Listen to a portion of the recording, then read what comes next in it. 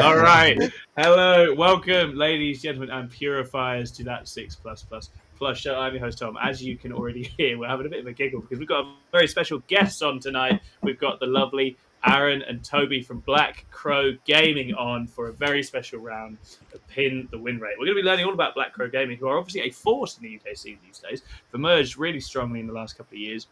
And they're a team I didn't know much about. I've obviously chatted a lot with Aaron and Toby in the past. I'm really excited to learn more about them today, and we're going to throw down. We're going to see which team can wildly guess the best about where all the armies in the game are headed after all these Grotmas detachments, and who knows what else. So if you're listening in, do give us a shout out. If you've got any questions for Aaron and Toby, shout out in the chat as well. We'd love to hear from you. We'll try and do some questions at the end. And before I get into those guys and learning all about them, I will, of course, start where I like to start by introducing my dear leader, Chris. Chris, how are you? I'm very well, thank you. I'm excited for this episode. As we all know, this is my wheelhouse. He's very good at this. Yeah, reigning champion twice, two-time champion. So looking to squash. How are you feeling about me doing 50% of your answers for you?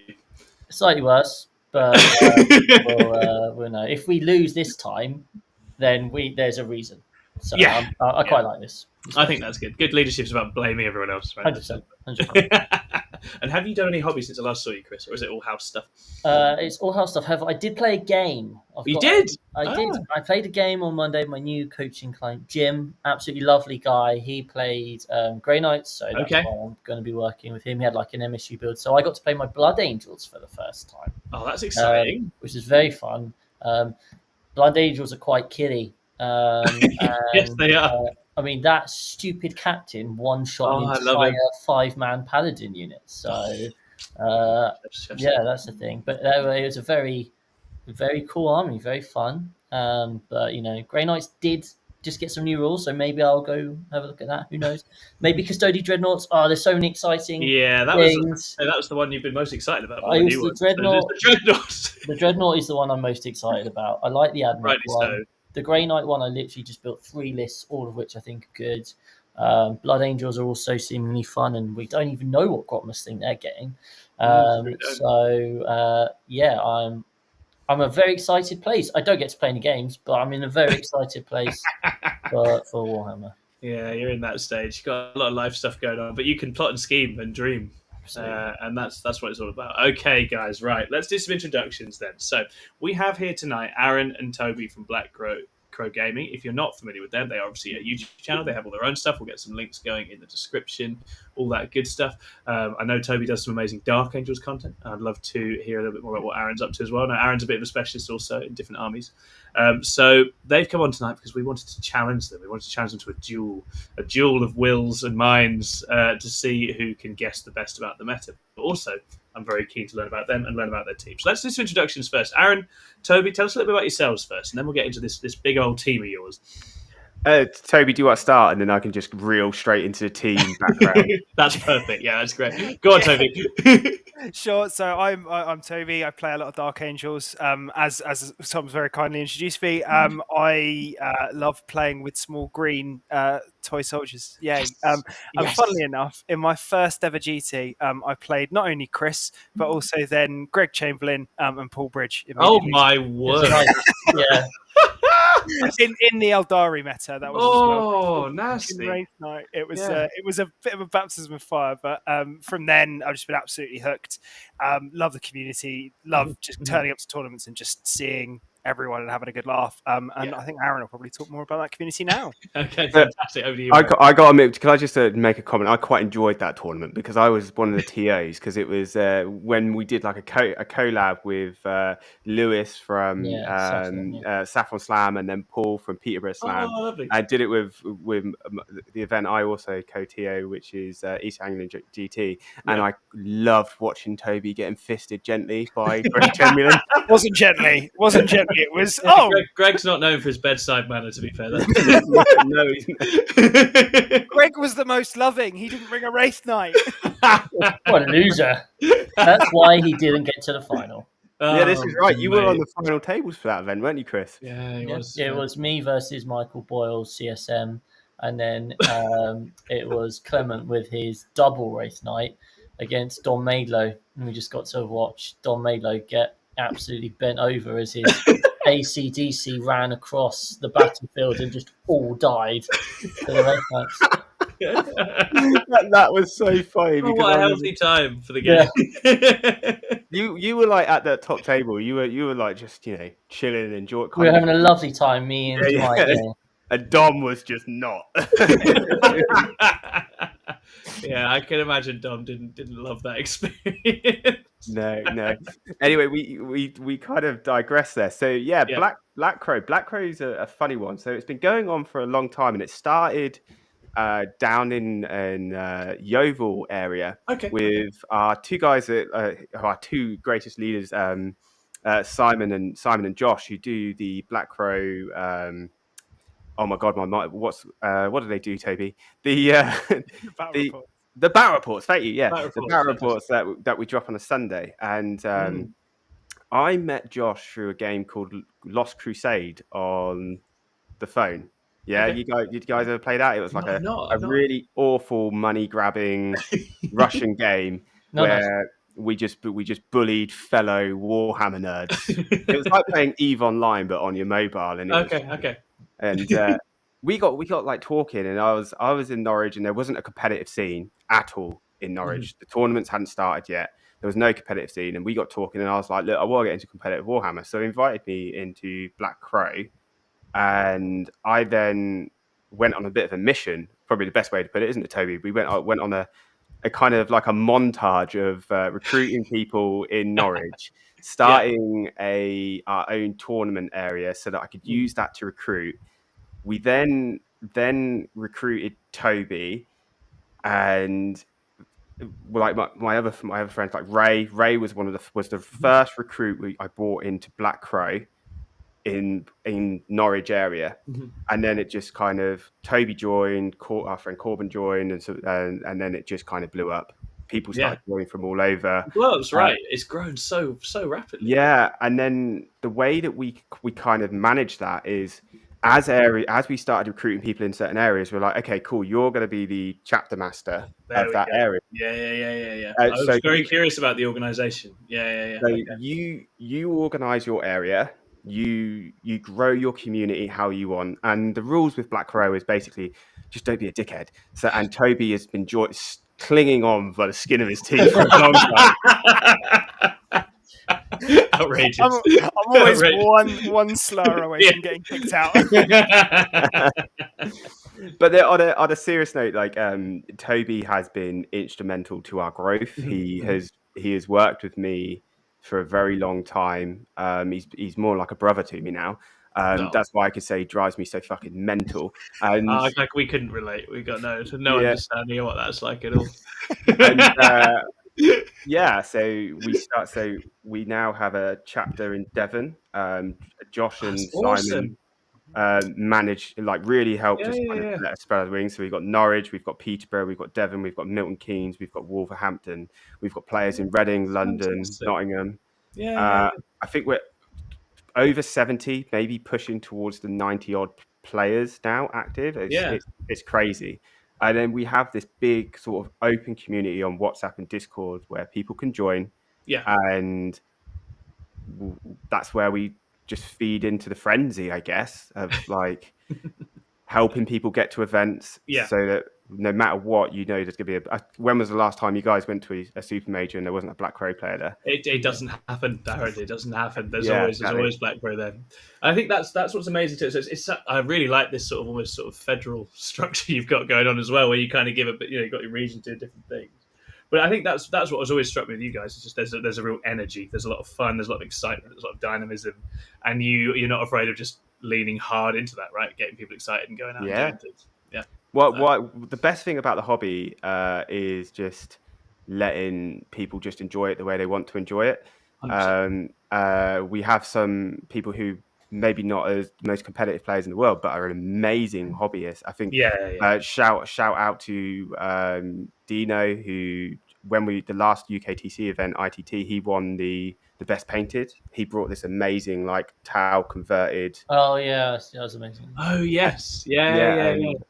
And he showed that. But then we've also got players who are like winning best bracket. Paul went to Leicester, didn't he? And he he did really well. We had player in our first year of really going hard on competitive, hit the shadow rounds, and obviously our favourite moment of all time was Toby on stream at Glasshammer, absolutely hammered, wearing "It's My Birthday" princess sash. Yeah, the way it should be played. So we'll make sure to have a clip to that in the video, guys. We'll make sure we can add that later in case anyone wants to see that. That's very I just if you do watch that, because I forgot to ask what I was allowed to say and not say. I jumped on stream, but like, if you're watching that, we were quite drunk, both Gareth and I, so there might be some slightly fruity language. As like anyone that stands within 10 feet of me at a tournament knows that anyway. Fantastic. Absolutely fantastic. There's a point where can I say this, guys? Like how hard can I? So there's a point when Toby comes on and he goes right up to the mic, goes because he went off like a pea. He goes, "I'm back, cunts," and this is live on screen. God knows how many people. I have a feeling that David would have really enjoyed that if he was covering that. I think. Well, Manny loved it because this was all prearranged for Toby's birthday. I'd already spoken to Manny. Because obviously Manny's one of our sponsors, so the last time sponsored Black Crow, and I said to him, I was like, "Look, it's Toby's birthday. Round 2, he'll probably be absolutely hammered because he's 2-drink Toby for the day. So no matter what, he was always had 2 drinks on the go." Oh my goodness! And Manny was like, "Absolutely. If this was a Zach event, it would have never have happened. But because it was Manny, it was like, yeah, right." And to put in perspective, I had a hangover by 7 o'clock that night. Oh, yeah, one of those. They made me go. Yeah. I walked up. So somehow I was undefeated going into round 3, and I literally walked up to round 3 and went to and I know we're playing for 3-0, dude, but I'm absolutely fucked out of my skull. You're going to win this. I'm just gonna have a little lie down in the corner for a minute. He did actually win though, which was amazing. Not the third one. Oh no, that one. I was that's a shame. 12 drinks deep at that point. I was like, not a chance. I'm impressed you're still going, man. I think that's very impressive at that point. Honestly, I think the only other person I know that can pull off doing that is Luke Townsend from Redacted, because he's chirping away in the chat, and he does come to mind. He's very, very good at putting them away in a Warhammer context. He absolutely smashes it. In fact, that's what we will just shout out the chat whilst we're here. So we've got Pickalax in, Luke is in, Black Crow Gaming Cypher is in. Sam. That's Sam saying, "Where was my invite?" Sorry, Sam. We'll get you next time. We've got Brain Cellar in. Bonjour la plus. Luke Redacted is doing some demons better than Dark Angels chat, trying to wind Toby up. Strands of Fate is in, and Pickalax says, "I think we need a forfeit for the losing team." I mean, look, if the chat determines the forfeit for the losing team, that's out of our hands. But I think we are obviously we're here now, so it's happening, and that's fine. But we'll let democracy determine that. That's going to work out great, I'm sure. And then we've got Onanada in, Gordon Chung is in, Aaron Wilson is in. Obviously, Nightbot is here. Good old Nightbot. Oh, good old Nightbot. Wonderful. Matakera Gaming in. Yes, there's a few Black Crow fans in as well. It's awesome to have you all here. So thank you very much for tuning in. And our very own Swissley is in. Which leads us very briefly to a self-promotional point. We've had a bunch of Grotmas content coming out. Please go and watch it. We've gone and talked about it. Go and watch it. It's lots of fun. You can find out what we think about all the new attachments. We've also done a couple of Grotmas grudge matches. So if you want to see me and Scrivo play Death Guard versus Dark Angels, or me and Davey play Thousand Suns versus Tyranids, those live streamed games are both online now. And we're going to be doing more of those. I know our own Jack Chapman's planning to do more live stream TTS games. Hopefully in the future, we can get sort of proper physical back ropes going as well. But obviously, we're all over the country. It's nice to get together and play online as well. And actually, great setup on the stream. I think Jack's done a great job with it. You can actually really follow the game and have a good time with that. So yeah, if you want to watch us wade our way through these new detachments, get over there and have a look. Not sure what else is out. I think it's basically Grotmas all the time. Literally just Grotmas forever until we're all dead. Basically, it's when the first few days. Like, this is amazing. I love this. I've got content every day. Got something to talk about. And then you're like, oh, I can't stop though. I have to just keep going. I can't. There's not every time I miss one, it's like, oh no, now I've got 2 that need doing. But we're getting on through it. So I think we've got Custodies coming next, don't we, Chris? We've got Custodies from the weekend. I filmed the Custodies one, so that'll be up tomorrow morning. After this episode, I want to go film the Grey Knights one, and that'll be up tomorrow as well. So. Yeah, fantastic. I mean, I'm not. I'm going to do a little self plug here. Do it. If you want, yeah, because I love my custodies, and I did my initial reaction. I lost my shit a little bit when I saw that detachment. I was like, oh my god! And then there's obviously the rumours of a potential slate coming this week. Soon, yeah. I mean, if that does come this week, Chris, how are you mentally prepared for that? I'm not. No, so, well, I don't think anyone is. Grotmas and a slate feels like too much. Grotmas is like too much. throwing so much out there, and then it's going to be a slate. And if it turns out to be one of their more exciting ones, where they decide to rewrite all the rules again, then it's just absolute carnage, isn't it? Really, as people try and piece together multiple things. So we already know they planned on changing some things, like in terms of runes and sisters and like those sorts of things. GSC in the Fireland as well. Yeah, exactly. So we know there's going to be some changes. We've got all these basically come January, it's going to be a brand new game. Yeah. But we don't even have. Nottingham is exciting as hell. Yeah. ITT next ITT is exciting as hell because it's going to be a Wild West, right? It's so cool. I think it's really exciting. How do you feel about Ed Watts playing Grey Knights now? So that you, Chris, sorry. You happy with that? Yeah, he's very excited about them. He's very excited, but he's very excited by anything. Yeah. Anything and everything. So last week he was telling us how he was going to be taking Death Guards to every ITT. So we'll see how he feels tomorrow. I think Grotmas is quite a lot for someone like Ed, who's drawn to every rule set that he reads. I think it's quite tough. It's quite tough having that many new rules put in front of you. His Grey Knight Tech Marine killed 5 possessed or something, and therefore this is exciting.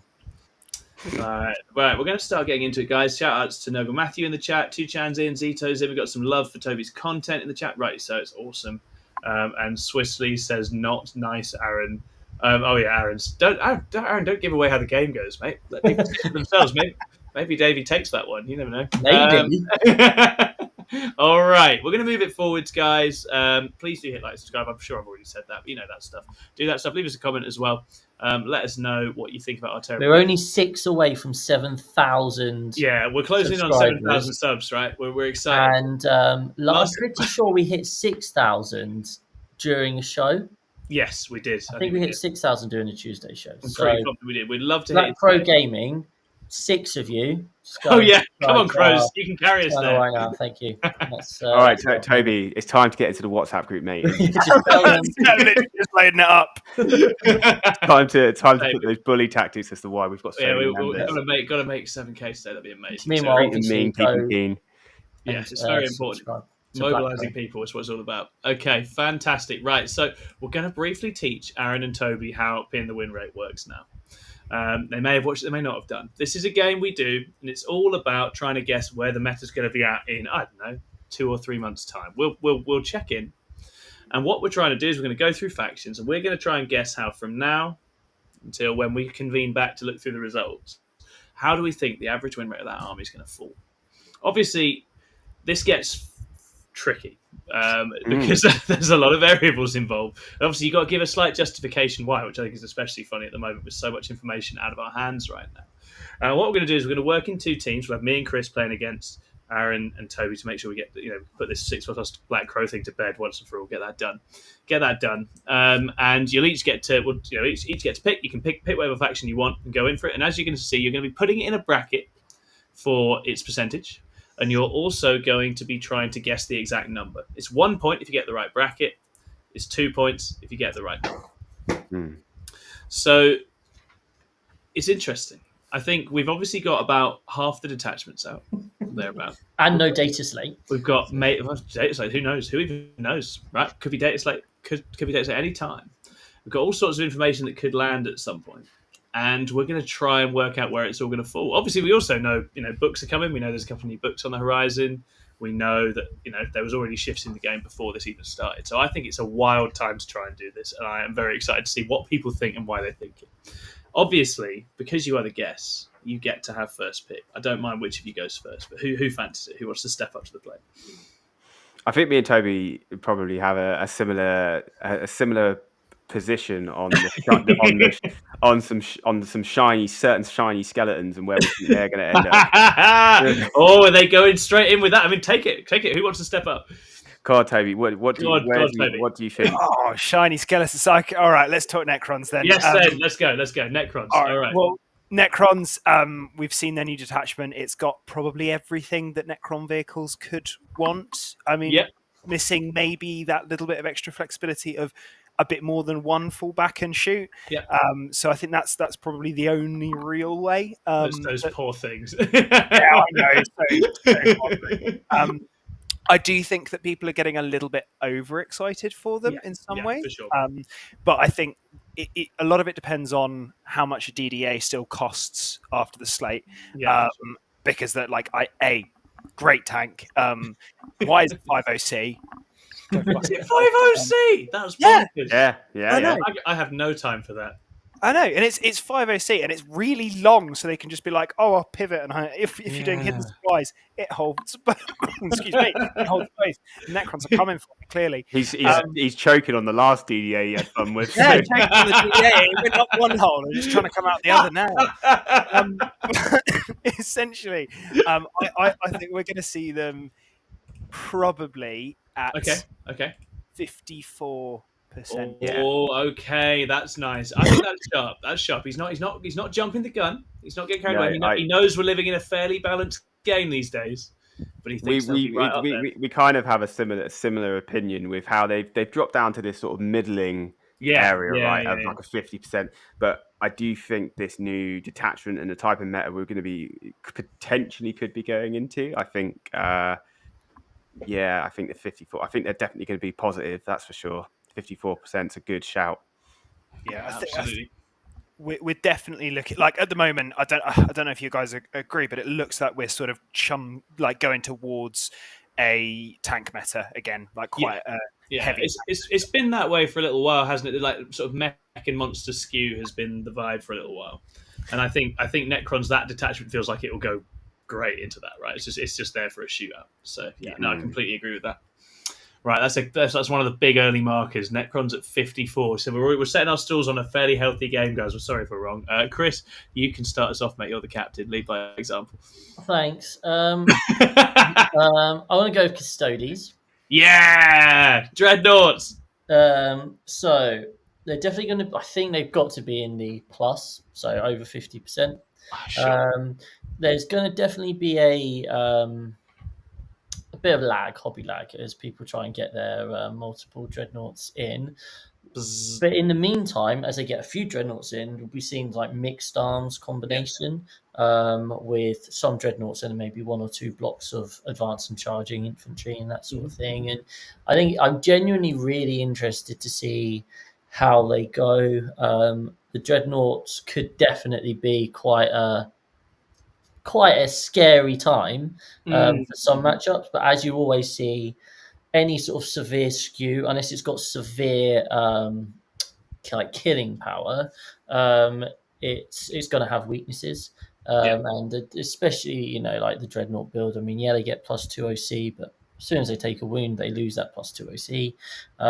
And they're not super killy. Like they're reasonably killy. And they're quite tough, but they're not super tough. And I think Custodes are definitely going to get a push. We all know people with Custodes armies. Everyone has one, really. So I think I'll go around the 52-53% mark, Tom. What do you reckon? Yeah, that feels good to me, man. I think they'll definitely surely trend up now with their bit of excitement, which is what they need. And Custodes, when they're good, right? They're just always solid and in there. I'll be honest, I let you, once I was able to palm off one of those Grotas attachments, I was like, thank God I'm not reading the Custodes one. I'll leave that to Chris. So I've not looked at it yet, but I know that you were very excited and that's good enough for me. So let's put them in there. That's absolutely fine. All right, we're going to hand it back over to Aaron. Aaron, where do you want to start, my man? Oh, go on. Let's pull the Grey Knights. Yeah. Oh, okay. Such a dick. You've just he's retaliating because you took Custodes.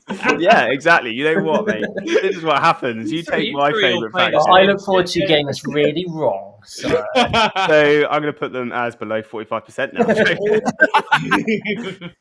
Right where they belong. No, I mean, let's be honest. The new detachment for them has got some hype. Yeah. There is.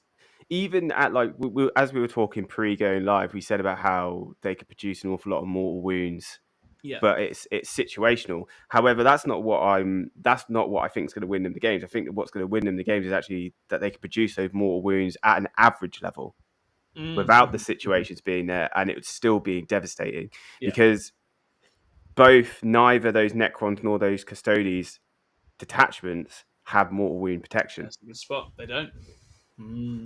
And as you know, with the dreadnoughts, for example, they don't have an infinite amount of wounds, and you only need to start popping 1, 2, 3, and then they start going down, and it'll be the same. So I think Grey Knights are going to be quite high, but something we haven't mentioned as well is actually Grey Knights is one of those armies where not everybody has Grey Knights, so it's going to be definitely pilot driven, and they're a faction that will do really, really well in the right pilot, but also can be tanked quite 100%. dramatically.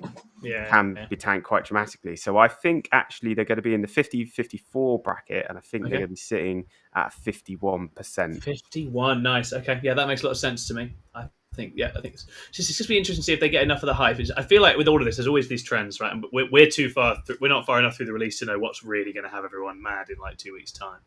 It's just whether. But the rules seem fun today. All the Grey Knights players in our chat were chirping away, and a few that weren't were also chirping away. That's always a bad sign. If people that don't even play the other like, oh, I find it really interesting, like looking at everyone talking, because like obviously the thing is, Grey Knights are one of those armies which, if they're in the right hands, they've just got so much jank. They can do a lot of fun stuff, and they can really cause headaches for your opponent. But they weren't that killy. Yeah. This detachment has gone, well, we're going to take away all the jank, but we're going to try and make them killy. How are we going to do that? Well, most of the time they're going to have 4 rerolls to hit. Yeah. And that is what we're going to do. Now, going into this, I was like, oh, they won't do anything that affects Dread Knights, because obviously Dread Knights is like being one of the big scary builds ever. Well, funnily enough, the one weakness of the Dread Knight build was that each Dread Knight was 6 attacks hitting on 3s, and that is swingy as fuck.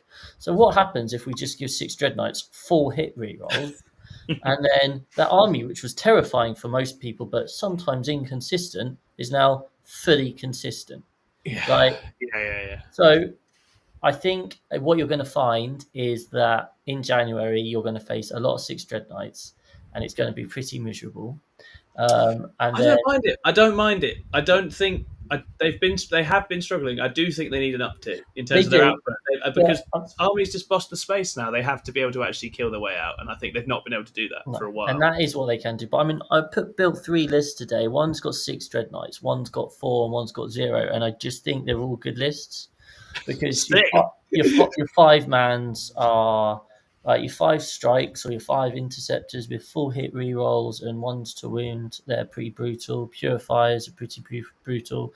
You can get a Tech Marine that can do 8 wounds on 8 mortals on top of everything. I mean, we were talking earlier, our teammate Ed has put out 27 mortal wounds on average in a game. And we're like, but that is taking 3 librarians. And no one's talking about librarians, but maybe with, as Aaron says, with all of the if Custody Dreadnoughts are around, and if Necrons are around, maybe you are going to lean into 3 Libbies. You're going to have Grenade. You're going to have this Tech Marine that can put out 8 dev wounds or mortals pretty reliably on top of normal damage. Oh, yeah. So, the output is there. The question is, does that output help you kill enough of the stuff that now you've lost your durability to an extent? Yeah.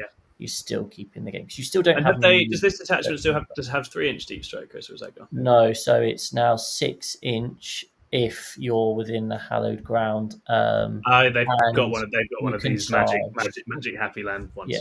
And you can charge, but not Terminators or vehicles. So.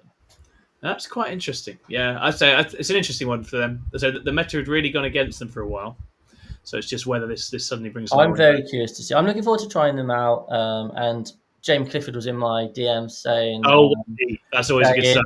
He's so excited because he loves Power Armor Grey Knights. Yeah. And I built, and rightly so. They're awesome. I built like a 12-unit list with lots of Terminators and 5-mans and Interceptor 5-mans and Purifier 5-mans, and I think it probably will be quite a good list. So lots of things to try. Yeah, absolutely. I saw a few people in the chat we're going to shout out. We've got Martin Dorr in. Hello, Martin Dorr. We've got William Lovell in. He wants to know about this Morrowind Tech Marine. We also have a certain Vanguard Tactics Ben Jones in. Hello, Ben Jones. Lovely to have you here. So in honour of Ben Jones, Gene Steeler Colts. Let's do that. I could live or die on this one, Chris. This is a bold move. I don't, but we're going. I mean, what is certain is they will change. And obviously we don't know quite what the impact of them changing will be. They've said they're going to look at Cult Ambush. The book itself has obviously had a fantastic time. It's been very, very strong of late, and I think as people have sort of locked on to its power, it's now pulling away, as armies often do, as something that's very, very good. And it's just whether these new detachments and the rule changes bring them about and knock them out. I have to make a choice. It's either you stay up in the heights or you back them to drop just down. Because I think they've also got the tiny player pool of quite, this we see armies like this where there's not actually many people playing them. The people that do play them generally fairly good at it, and the win rate's pretty good. And Harlequins, whenever they're good, are in a similar sort of boat to that. So I would be tempted. I think I'm going to assume that surely changes aimed at GSC will bring them down a touch, and that other armies going up will also cause people to lose some interest. I'm going to put them at 56. I think they're going to stay good. I think they're going to stay strong. 56. Yeah, their numbers have been very good in recent times, and I don't think they're dropping off just yet. Is that because there's only like 3 players that actually play? That's exactly it. That's exactly it. And I back all of those players to do pretty well. Like Ben's a good example in the chat. So I just think it's going to hang about. I feel like it's going to hang about, and I think. It does something a bit different to other armies. It's got a bit of an edge in that sense, but we'll be interested to see. Maybe I'll be completely wrong, but I'm backing them to carry on slaying. Alrighty, I believe that takes it back to Toby. Toby, psst, just a quick one, mate. So they're not listening. Don't want them to hear this. Back the guy that wrote the rules. I'm literally about to jump on AdMech. So I want to talk about AdMech because because the Necron detachment was spoiled the day that the AdMech detachment came out.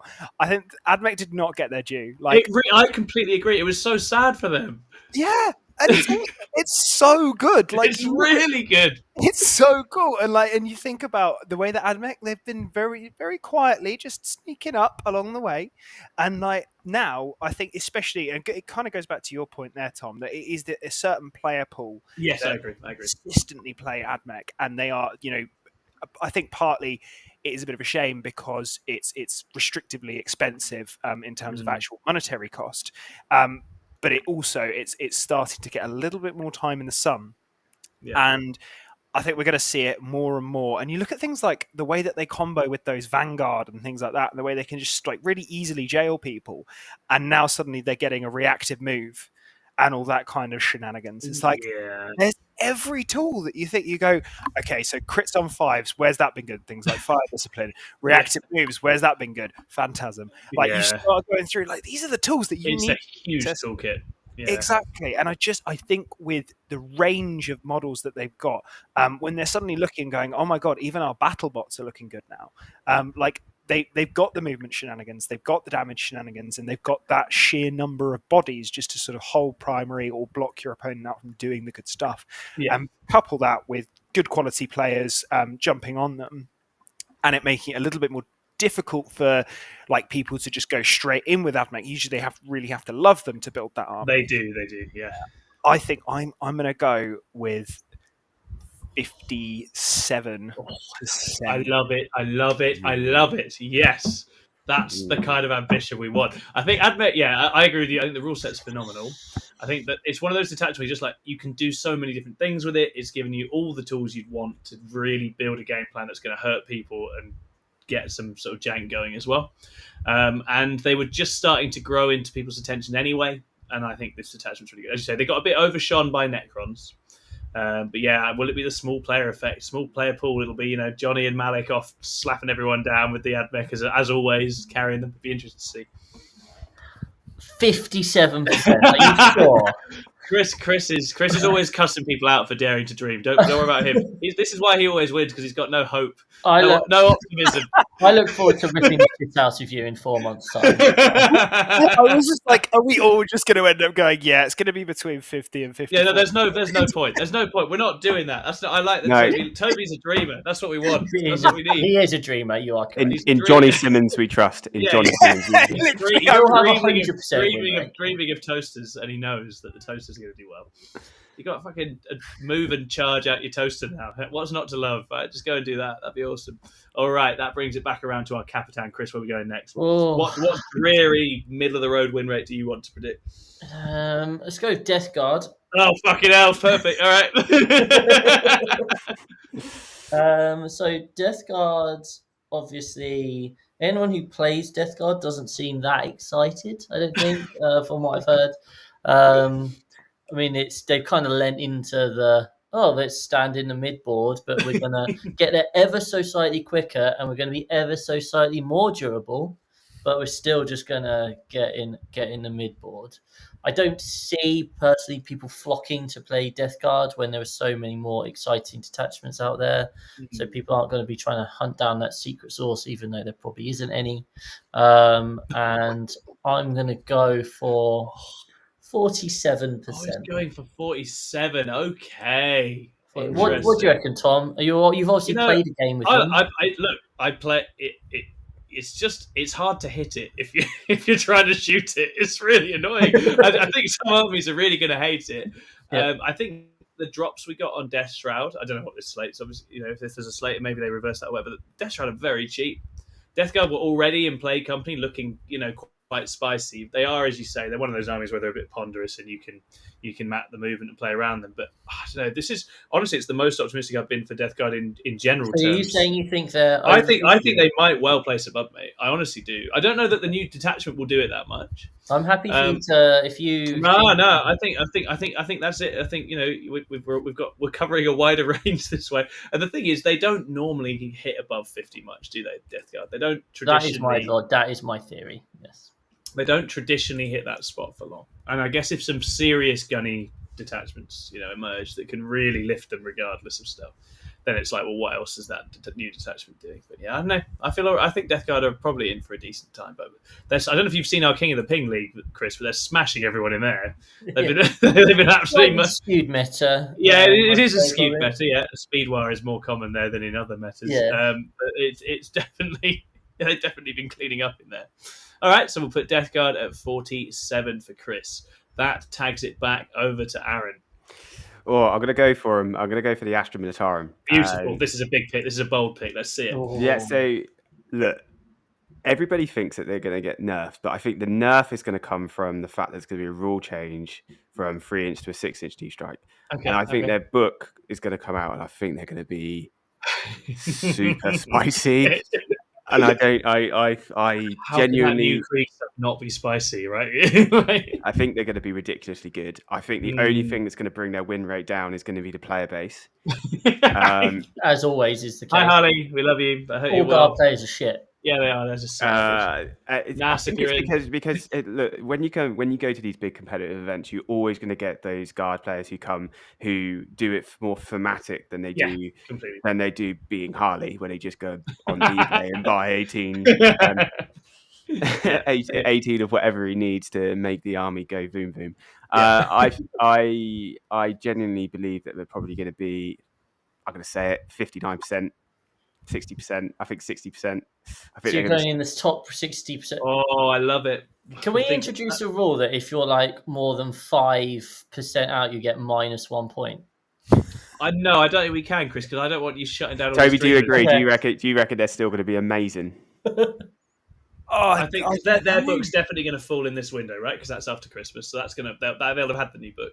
Yeah, I think they're going to be. I think they're going to be good. I think it depends because by the sounds of the noises that I've heard, orders and things like that are getting completely reworked and everything like that. So I'm not sure what that's going to look like. So I think it's.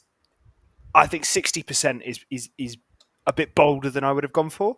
I think it would be a little bit lower down for me, but particularly because the player base, as Aaron mentions, but a lot of those nerfs are looking directly at them right now. So, but I mean, can we ever forget the immortal photo of David Gaylord saying balanced 50 win rate, whatever it was? So RP just like cleaned house. So I'm gonna put it here, right? So this book only needs to be good enough to get people who are going from 2 wins, 3 losses to a 3-2. And then this book becomes insane. Yeah. So I think it's interesting. I think it's definitely going to be. There's no way that doesn't make a huge splash, right? And I think it's of the two. I could definitely. I just feel like it would be typical of the year that VJ's been having, that the Eldar book would land sort of meh, and the guard would be really good. And that would just, I've just could feel it in my waters. Yeah, I'm totally with you. I feel it. I think it's going to be ridiculous. And if we're going to play a wild card, let's go for it, Toby. Yeah, put them at 60%, just because of the current player base that's been playing them as well. That we know at the top, who have been at the top of the UK. There's some strong players up there waiting for it, Rosso. Yeah, for sure. Yeah. No, I love it. We've dared to dream. At the start, it looked like we might be playing it right down the middle, and then we've all gone nuts and just started chucking them everywhere. So I think that's awesome. Okay, what am I going? Chris looks like he's going to have a stroke. Chris does. It's not the point of the game, guys. How much can you screw with ruining the fun? Really go for it, guys. Space Marines at 3%. Oh, beautiful. Let's do it. Toby, you absolutely know what your next pick needs to be for if it's. What am I going to go for? I might go for Chaos Demons. Chaos Demons have had a good time. They've been pretty solid. We obviously know there's talk of them getting quite a lot of toys to play with over the Grotas calendar, but we don't know what those toys look like yet. They've been one of those slightly stat-checky but also tricksy armies where it's like, I think they bamboozle their way through a lot of players, but then they actually struggle often to make it all the way to the top of events, just because there's certain armies that just don't give them any space to play in. But maybe new detachments give them different ways of playing. Who knows? I still think they'll be above average, because I just think, again, Demon player base is by definition above average. It's not a big player pool. There's lots of good players in there. They do a good job with Demons, and they are one of those weirder armies that bamboozle people. So I'm going to put Chaos Demons at 53. That's where I'm putting Chaos Demons. I could see them staying there, and it's just obviously maybe something mental will happen at Grotas, and this will all prove completely wrong. But I think there'll still be decent buzz around Demons, and they'll still be playing well. Can I just make a comment here? Do you get negative 10 points for when that army gets deleted? Literally 0% win rate. No one's getting negative any points. That's not what we're about, guys. Also, although chat, there is going to be a forfeit for the losing team, and you have to decide it. So I'm leaving that with you. You need to decide. Oh, Theo from BCG is in. Hello, Theo. Lovely to have you here, mate. So talk about that great on clean one. They wanted to not have a 4-up. Feel no pain. I've attacked that with my whole army so many times now, and I still never learned. I never learned. I can't resist. I'm like this. I'm going to be the guy. This time it could work. I'm going to be the guy. I've got him. This time. It's just so inviting. I know. He's always just right there. You're like, I can activate onto him with everything I've got. Like, it's awful. Luke says he hates us all. Oh, that's fine. That's fine. It's mutual. All right. I think that puts it back over to Toby, mate. Yep. You know what to do, Toby. You know what to do. I feel like we should get the boring ones out the way first, so that then we can go with the spicy ones later, and just like get Chris's heart rate just a little bit. Yeah, he's hating this whole process. Okay. If we're going to go middle of the road, upper middle of the road, we'll talk CSM. CSM. Yes. CSM is something that I've recently started playing, and I had quite a lot of fun at the start, and then I just went, this is just consistent units doing good stuff over and over again with no fun tricks. It is. Yeah, so I was just like, oh, okay, that's less fun. But equally, you went for 15 Deathwing Knights instead. I went for the most balanced and sensible, entertaining list that people enjoy playing. People's favourite, the Deathwing Knight, obviously. Exactly. 3 Deathwing Knights, 3 Scouts, 3 Ballistas. It's the copy and paste list, right? It's just like, I'm just going to copy this list. I don't even have to change my bag these days. I'm just like, I'll fucking do. Stick that in. They'll enjoy it. And it's beautiful. It works. At like 60% of the time, it works every time. So why not? But CSM, I really like where they're at the moment. I think the detachments are really cool. Yeah. And I think there's a lot more scope that people haven't jumped into with them yet. particularly with Veterans of the Long War, which is probably quite ironic saying, given that it won LGT, but like I feel like that's not really been picked up still. No, it's so true. It's so true. I mean, that Yeah. LGT list had a bunch of special characters I'd never seen anyone run. Right, like Huron was in there. Yeah. People weren't really running Fabius Bile much. Like, it was crazy, and that's barely been touched. Yeah, so I'm really excited for CSM. I think they're going to be pretty solid.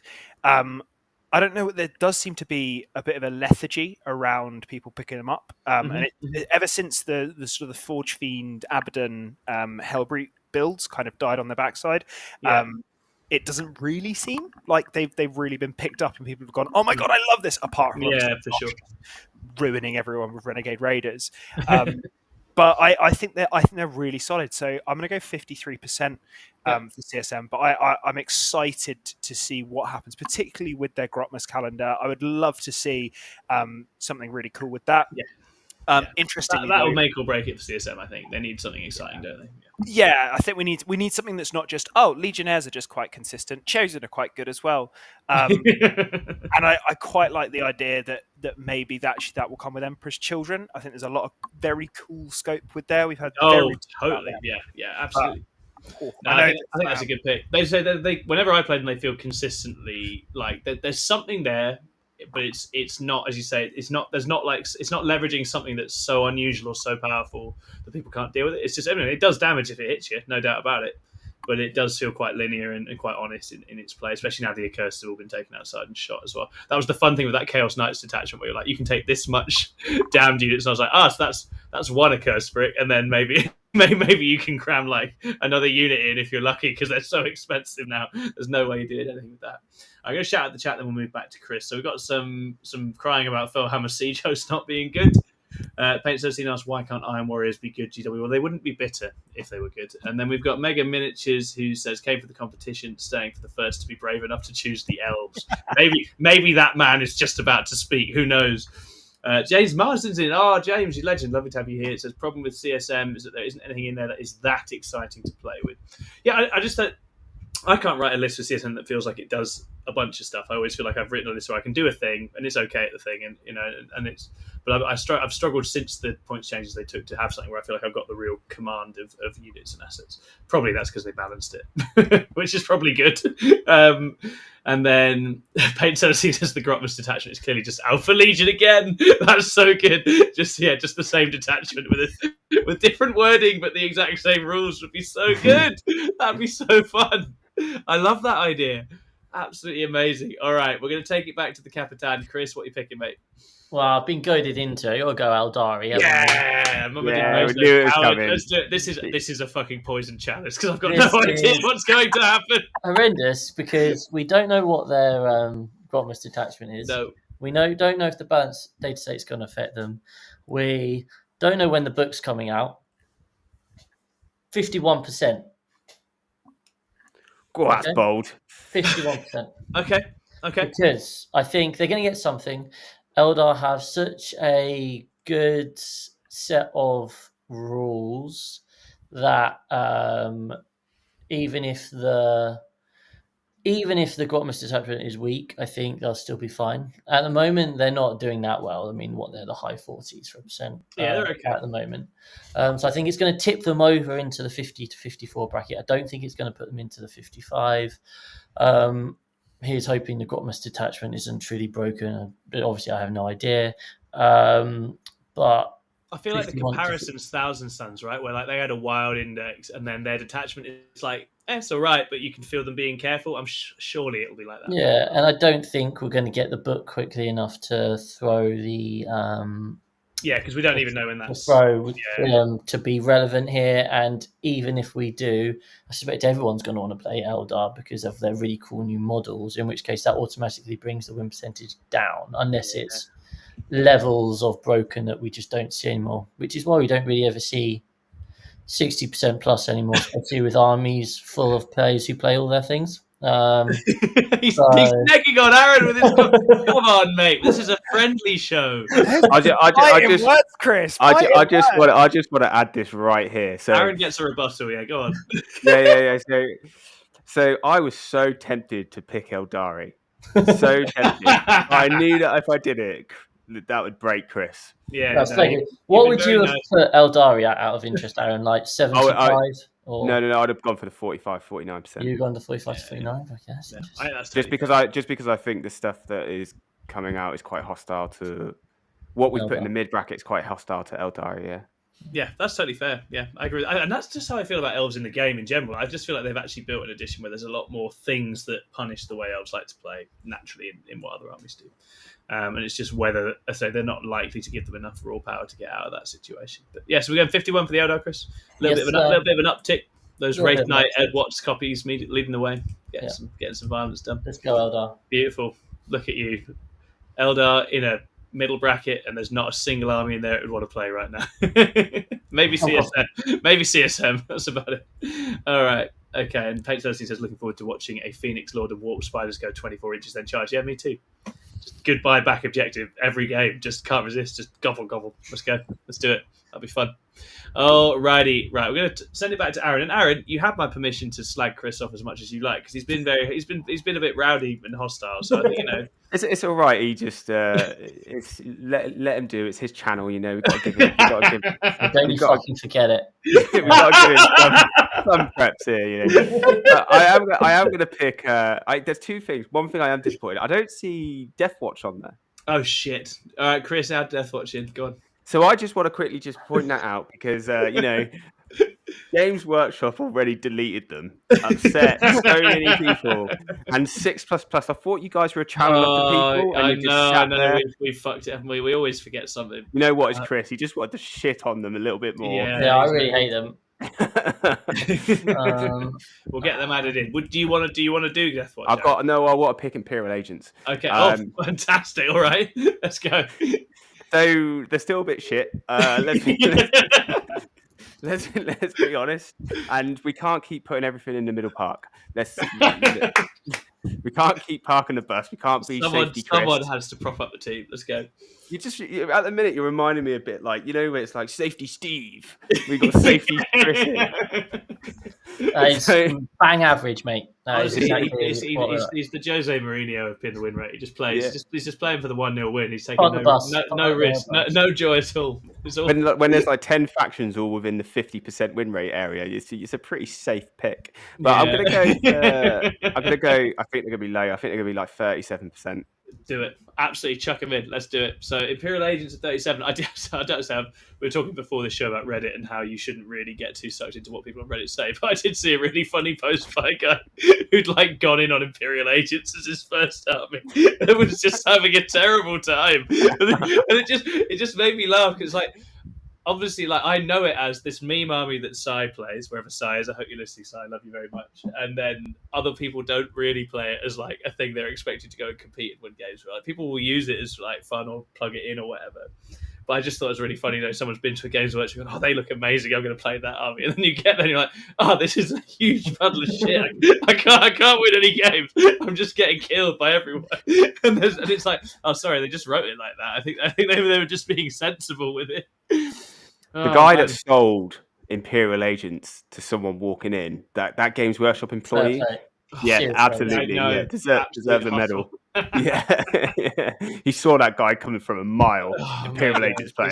He's taken precisely 0 prisoners with that, hasn't he? Absolutely. Yeah, no fucks were given when he mugged him off. Oh man. Okay, right. What are we looking at? So we're gonna go. It's tough. Deathwatch. No, I'm not touching Deathwatch with a barge pole. I don't fully understand that one yet. I looked at it, I was like, oh, that looks... we've had a few indexes, the Grotas ones that have landed, and someone in the chat's got it completely wrong at the start. We had Harley when Admet came. Harley was like, that's shit. And then, everyone was like, no, it isn't, here is why. And been teased it relentlessly for 3 hours. But Alex, our Deathwatch player, looked at it and went, that's all the same. I don't think it is all the same. I think it's changed quite wildly, but I'm going to leave that to someone braver than me to tackle. So I'm gonna take something. Oh, it's tricky, isn't it? Let's go for the Thousand Suns. They're an interesting one. I think they feel a little bit kind of abandoned until book now, is how I would say it feels for them. I feel like they've had a glorious year. The power's dropped off. They are still good, but the power's dropped off.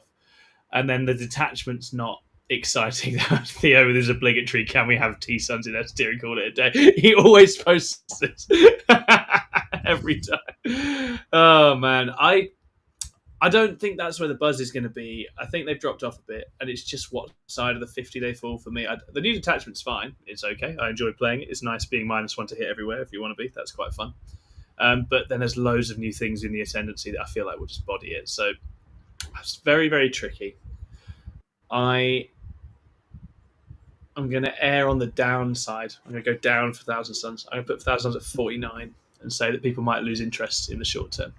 Give up and try other things. They're just that 49, 50, 51 That's type. it. They're right there. But I was like, this new detachment, I don't see people rushing to play new Thousand Suns off the back of that detachment. It's fine, but there's other things that are more interesting. And the kind of the top of the meta moved away from Thousand Suns quite a while ago. So yeah, I could see them dropping off because they're hard to play anyway. They're a bit of a faff to play. So that's one I could very easily be wrong on. Alrighty, that takes it back around. Toby. That's me. Theo feels offended. Toby, off you go, mate. I'm looking forward to upsetting Chris. Let's go. God. Oh, wild. And I think so. We know absolutely sod all about them. We know that they were bully boys. I know sod all about them in general. Yeah. But, Dark Angels, you can play them and know sod all about them and still beat them. Don't worry about that. Dark Angels, we don't talk about them at the moment. Just there were some orcs there at one point, but then they're all dead. So there were some orcs. They were 2 damage. Yeah, of course they fucking were. and off they sod. No, orcs. Right, I want orcs to have their time in the sun. I love orcs. I think they're stupid, wonderful, and idiotic. And I want to see them at 55%. So let's put them at 55%. Let's dream big. Dream big. Orcs going all the way. Gargantuan Squiggoth right there. Yeah. I want Revolutionary Committee with a Squiggoth, just all the way. Stonks 55. Done. Honest, right? Very, very quick little story here, but at Oxford GT, I went into Vic VJ round 1, and shockingly, his sisters sort of did nasty things, something involving some sort of large dildo. And then we jumped into someone who was playing a gargantuan Squiggoth. And I was like, oh, okay, gargantuan, that's cool. I'm playing on supply drop, am I? On the objective with the gargantuan Squiggoth, and I'm not going to be able to kill it, am I? That's being like, how do I position my model so it can't walk on it? Stop it! God. It's off. It's so annoying. That's so fun. I do love the Squiggoth. All players deserve a good time. I feel like they didn't get enough time with that book before it got its knees capped. Really, I think it looked really exciting, and then it's fallen apart a bit. So hopefully they can find a way to make Orc life interesting again. I am going to defend Toby somewhat here because I feel like Chris is going to need Botox if this carries on. If you'd like to help fund Chris's Botox, then you can subscribe as a YouTuber. Yeah. There's what do you guys have super chats? Is it leave a super chat, and we can get Chris's face restored after all this frowning and our wild hopes and dreams and our daring to believe. So I'm going to defend Toby, right? All right, go on then. Orcs are a pain in the ass to deal with at teams. Yeah, they are. And what's there, like 4 team events this year? And I went into a dread mob, which it is a nightmarishly hard to play against, as I quickly realised. And we took an Orcs player with us on the ITT, and he won 3, drew 1, and lost 1. Yeah. Wow. Yeah. Amazing. With Deathcopters. Yeah. Much higher. I think they've got more going on than people give credit for. He's so upset. Hey, it's all right, Tom, it's your team decision. I'm perfectly okay with it. Have we decided on a forfeit yet? Let's make it a brutal one. We haven't actually decided on one. The chat hasn't. Oh, we've got Fuck yes! Come on, chat. Get Chris to his Botox surgery. He desperately needs it. He's not getting any younger. I'd just like to remind everybody that my actual profession is a registered nurse, and I will actually I'll get Chris happily arrange for this to happen. Absolutely amazing. And yeah, we are talking. So for those in the chat asking about it, yeah, we're trying to guess what the win rate of these armies is going to be over like the next 3 months. Basically, that's the idea. So we're trying to guess where things are going, not where they are now. This is not we think this is X good. We're trying to guess, factoring in all the Grotmas changes, possible data slates on the horizon, new books coming out, all the wider shifting in the meta as well, and obviously our very own UK TC terrain and all the impact that has too. So if it looks weird, that's one of the reasons. That's one of the reasons it looks weird. The other one is that we're just we're living it large, except Chris in his lane. Is it whose go is it now? Is it me? Go, mate. Oh, it's Chris's go. Okay. Go on then, Capitan. Imperial Knights. £2 Botox looks like that can't look good. Not great. Probably even worse. Oh, there's more coming up. We got a £5 in for Chris's Botox. Fantastic chat. Thank you very much. So, Chris, what amount will you get Botox? I don't know. What's the going rate for Botox that doesn't ruin your life? I mean, I can literally get it quite cheap for you if you like. Inject it myself. Just okay. We'll come on then, chat. Let's go. Keep the Botox money. Keep going. I'll let you know. We will hit the sweet spot and then we'll get Chris's face. Theo says, "Can't wait to play GSC coming after me." Oh, is he? Oh, is Theo starting GSC? You'll have a good time with it if you are, unless you mean to play against it, in which case I will kill you, Theo. I don't know who you are, but I've been killing a lot of people lately. I'll kill you too. Just don't bring big demons because I'll cry. That's a child. That's a child. Oh, sorry. I'm so sorry, Theo. I'm so sorry. Don't tell children you'll kill them on the internet, guys. That's not okay. 6++. Don't condone violence towards children. This is almost as bad as that time with Kim Jong-un. That was definitely worse. That was definitely worse. You have done so many things. I'm just not good at chat on the internet. Unfortunately, that's what we're doing here. So, okay, Chris, where are you going? I'll go to Imperial Knights. They've actually been doing all right recently. Okay. But I haven't heard anyone talk about the detachment. I don't actually know what their new detachment It's like AdMech friends. Okay, cool. So it'll stay where it is roughly. So I want to go with 47%. 47%. That feels very knightish. Yes. Yeah. I mean, that detachment looked cute, but AdMech just got cool rules. So if you got AdMech, you want to go and play AdMech. Play that rather than surely, like. Exactly. One thing I will say, I spotted on Facebook that the top Imperial Knights player in the UK, Rees, has been buying Tyranid Warriors instead. That's quite damning. Page says, "Excuse me, I talked about it. I called it shit, but I did talk about it." And then Theo's got me firmly by the lawsuit now, so that's the end of that. I'm going down after this episode, unfortunately. Mate, we knew the risk we were taking getting Black Crow on, and that's just the way it's gone. Can I just add? There's quite a memorable moment. Not only have we got 6++ cancelled, we've also got £7 for Chris to have Botox.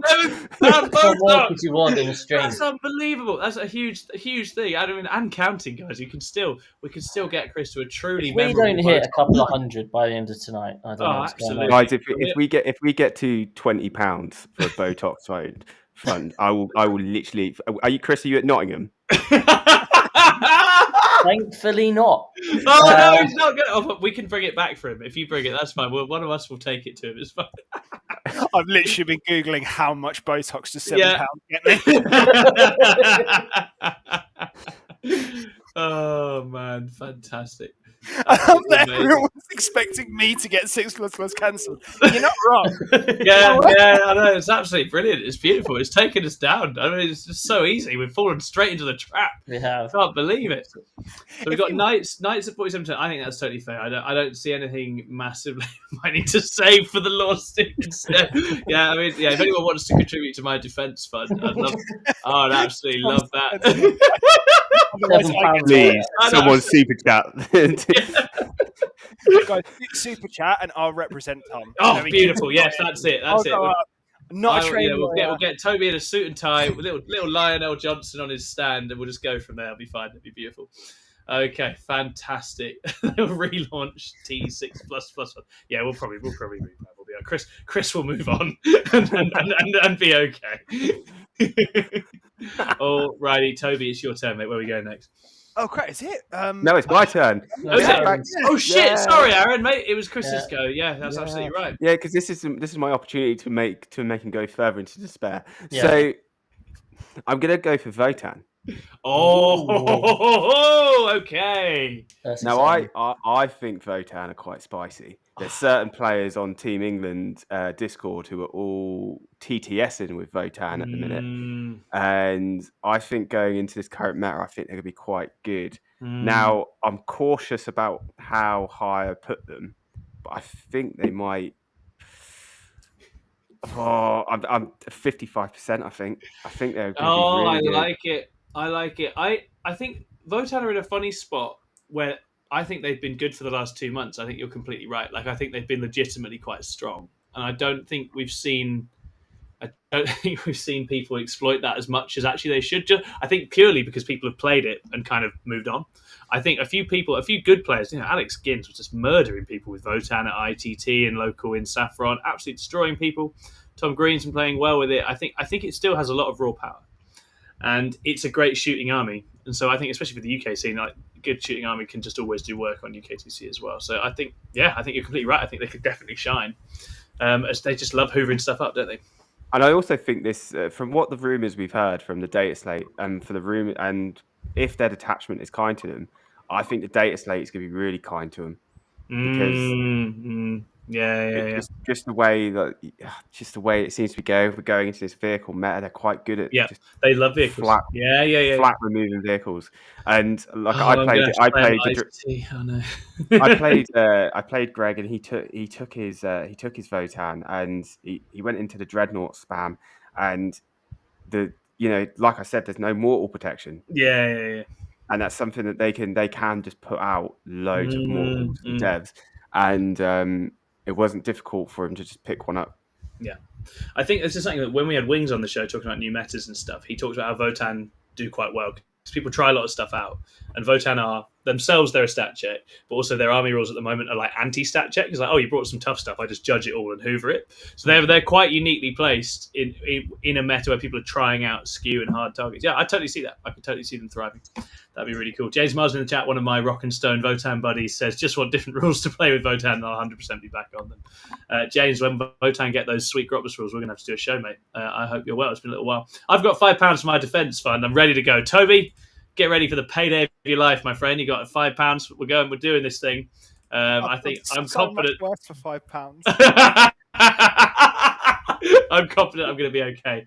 So if you do want to contribute to Chris's Botox or my defence fund further, obviously we massively appreciate it. Please continue to chuck it on in. All right. And then Schleifer in the chat says, "What's the odds they do World Eaters last?" Well, fuck you. I'm going now. Right. We'll do World Eaters. World Eaters players. This just keeps being good. It's good all the time. It's always placing well. Win rate's in and out, but it's always been doing fine the whole way through this edition. Every time they do the data set, they're like, kick them again just in case, make sure they stay down. And they place very consistently high. They don't win events often, but they've been so consistent in terms of actually getting top places. New detachment could be really spicy for an army like them with the baseline rules that they have and the units that they have. So it's kind of interesting to me. I think I would expect them to surely at least trend up and at least be hanging the right side of 50. I would definitely put World Eaters at, I think, probably 52. I think they'll probably be good. I think speedy melee in a world of, here are all my shooty things.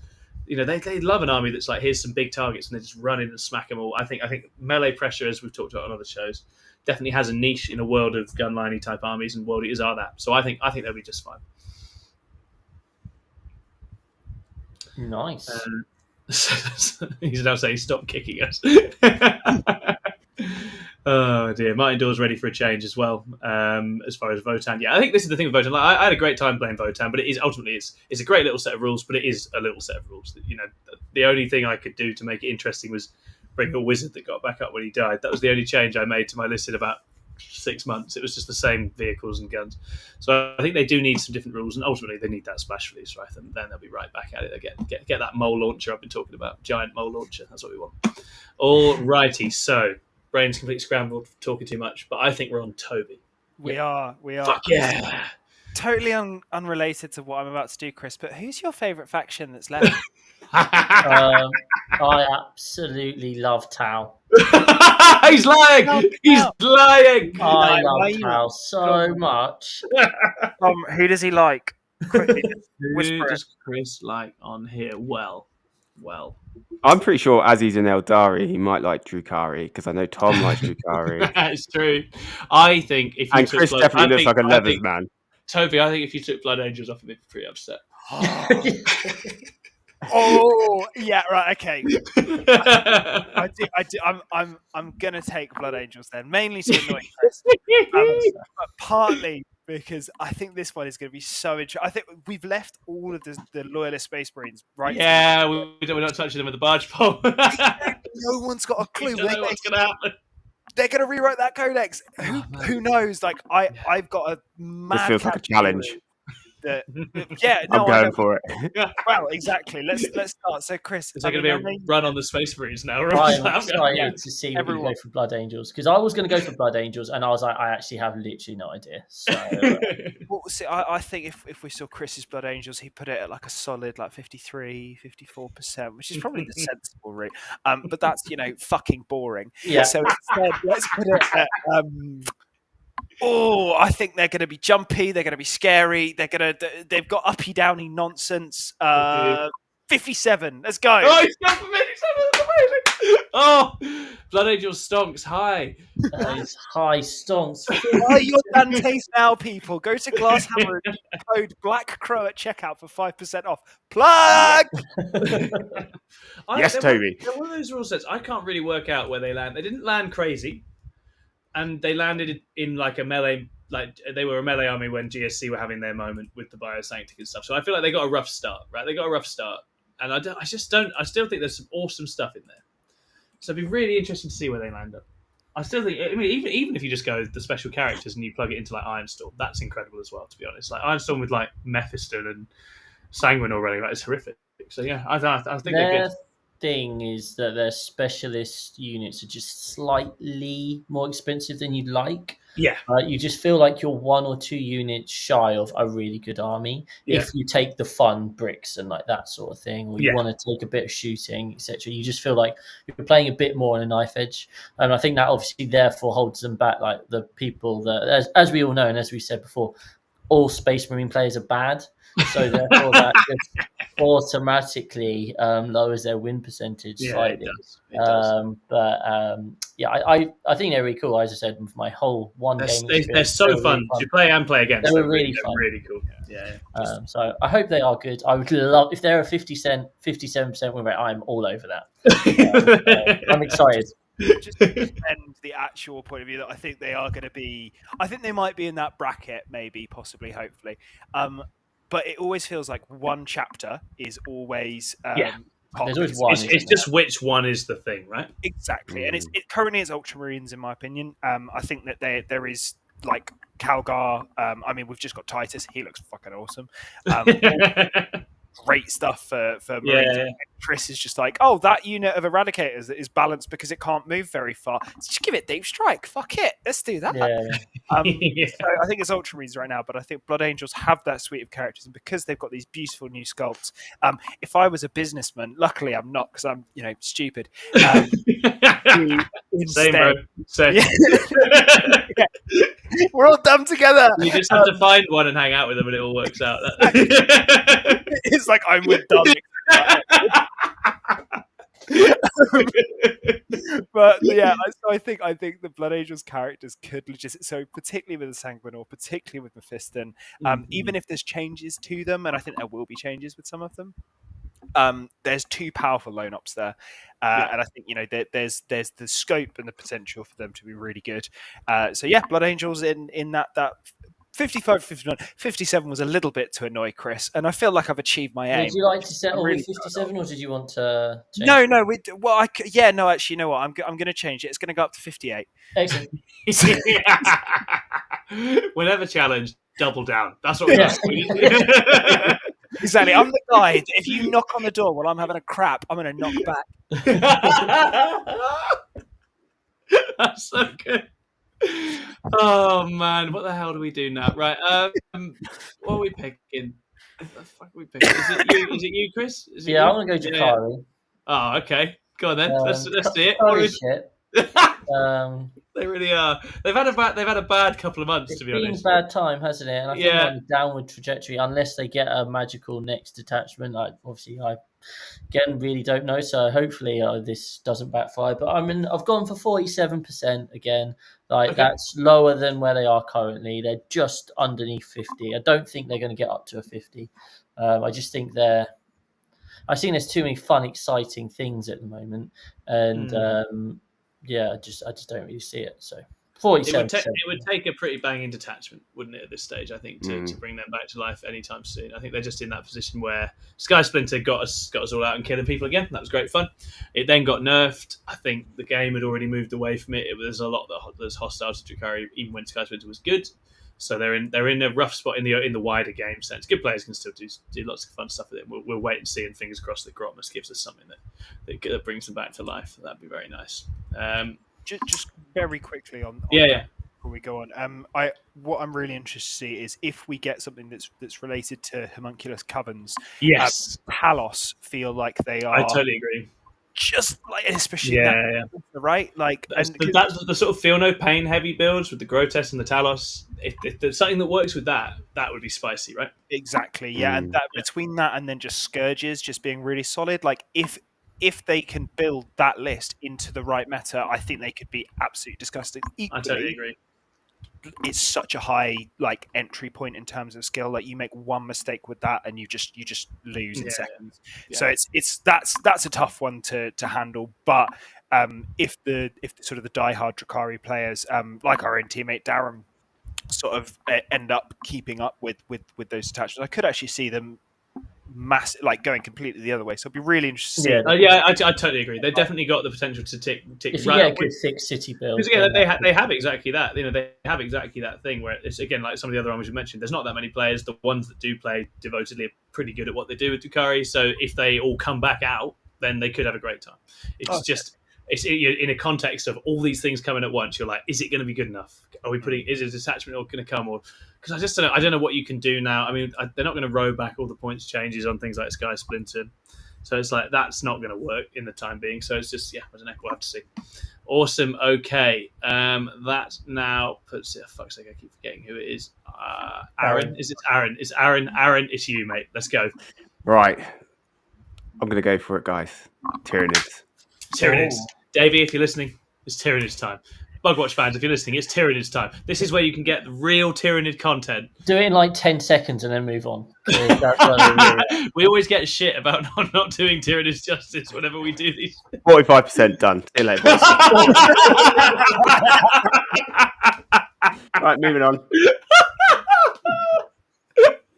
But the Warriors, the Warriors. Oh, look, I'm playing Warriors. Cool, nice 4-up base save. Bitch. Oh god. Oh dear. Yeah, I mean, Tyranids. They've not had a bad time of late with all the big bugs and everything else, right? They've been okay. But I guess we'll see. Dave, I don't think Dave is massively enamoured with the new detachment. I mean, it's meh, isn't it? Let's be honest. Yeah. No, come on, let's stop sugarcoating it. It's a bit meh.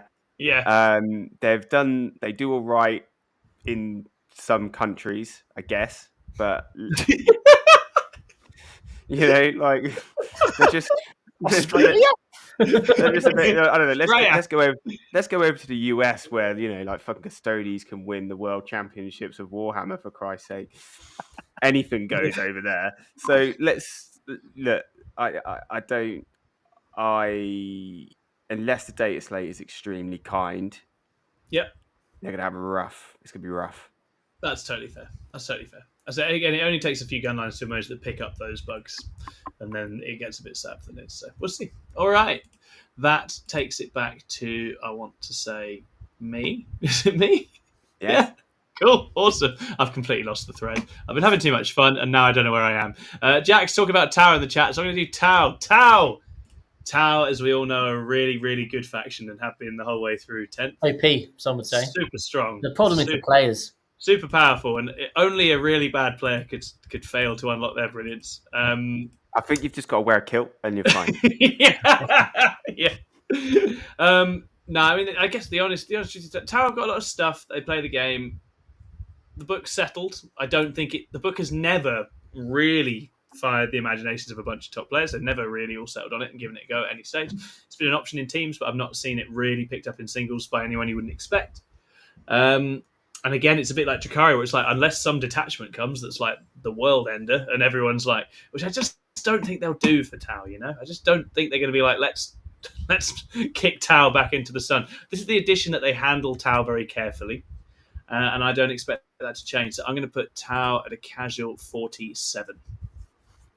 Yeah, well, they'll be strong. I still wouldn't want to pair into them. Like, I find Tau a real slog to play into.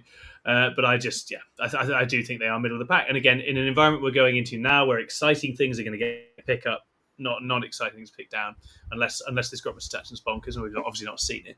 Then I just don't see it. So we'll keep Tau in the doldrums. Hope that makes you happy, Jack. Enjoy playing that for the foreseeable. Okay, that takes it back to Toby. And remember, if you haven't already contributed to Chris's Botox fund, he needs you. Chuck in a super chat, help Chris buy some lovely Botox. All right, Toby, where are we going next? So I'm just trying to see where Space Wolves are. Are they on there? They're the wolf. They are. That's the Wolfen with the blue claws running at you there. Awesome, right? Yeah, can we? So, I'm going to give. I'm going to say something nice for once, which is a bit weird for me. So, massive shout out to Paul James and his Space Wolves. Oh, from 6++. We got to play at the inaugural Hive City GC in the first round as well, and had an absolutely incredible time. Great army. There was a brilliant moment when Murderfang just went, "Oh, you've got lots of models on that flank." No, you fucking don't. It was very entertaining. And I really like Space Wolves. I think they're going to be an interesting one. And if my wish list for Marines is that they'll do something about their combat. Because I feel like that's the problem, and Space Wolves feels very nice for that. And if let's say the sky falls down and you do get locked out of taking Codex Space Marine detachments if you're Divergent, I think Champions of Rust has play. I think there's lots of different things that it can do. So I think you've got to be picking the right units. But I really like Space Wolves, so I'm gonna go with I'm gonna make Chris happy and go with 52%. 52. 52. Good times. 52. Sorry. Good times for the Wolves. That's a nice safe. That's a Jose Mourinho pick. And let me do my Chris impression. 52.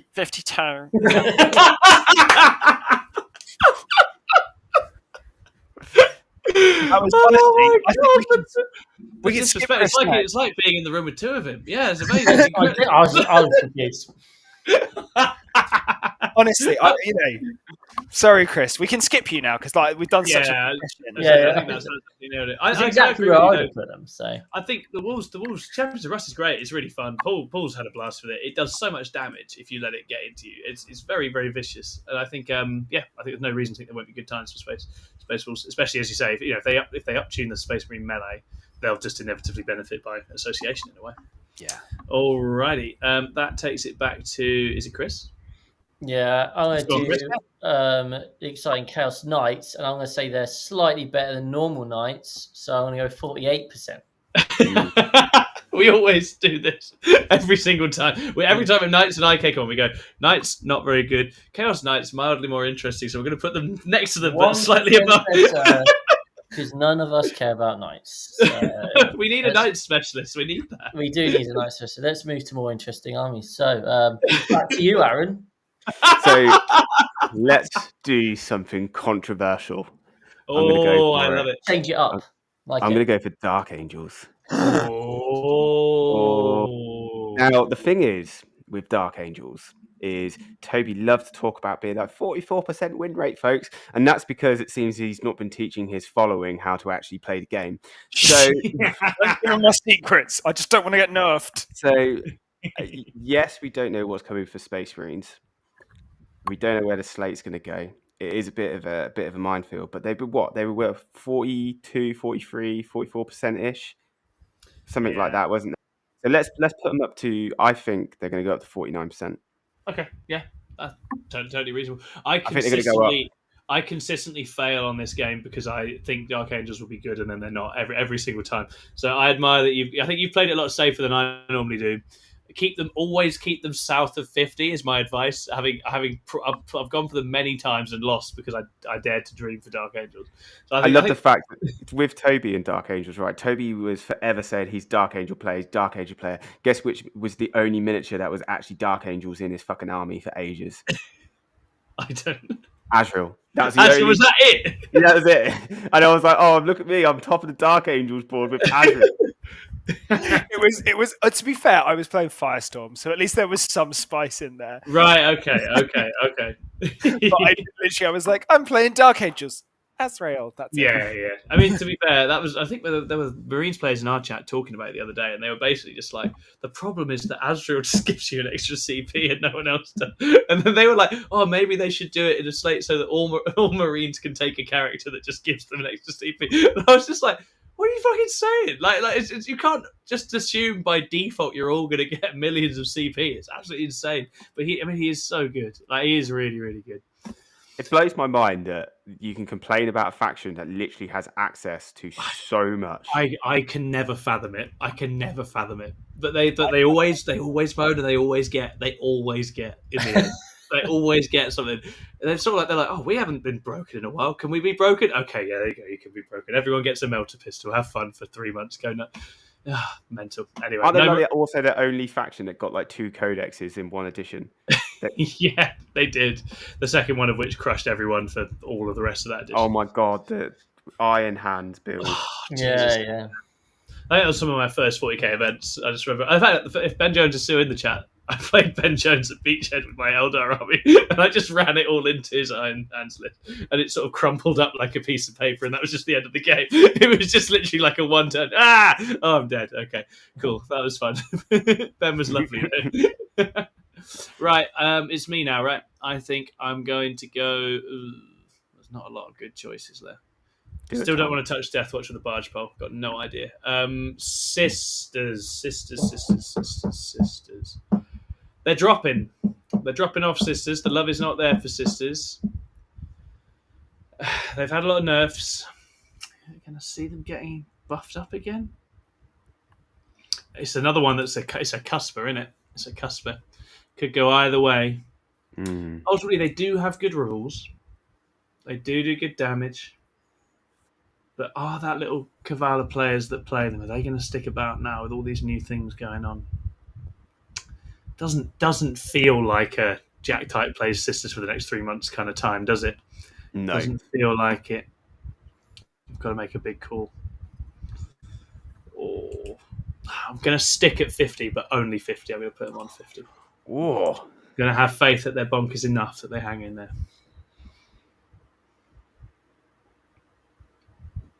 And we'll see. I don't know. It's just one of those. I don't see them rewarding them anytime soon, but they still have a lot of power. Cypher says Miracle Dice rewrite incoming. Yeah, that's true. I forgot all about the Miracle Dice rewrite. That's fine. It's okay. It's not like our job on this show is to remember stuff like that. That's okay. We'll move that along, which takes it to Aaron. Actually, it's me. Fuck. It's I could have written this down at the start. That'd have been fine. Toby, over to you. Cool. I'm going to jump on Deathwatch then because I think someone's got to bite the bullet at some point. Yeah. People will be biting bullets, I think. Well, it does segue us nicely because their damage output. I think the major thing that changed from Index to New Index is their damage output's been increased, right?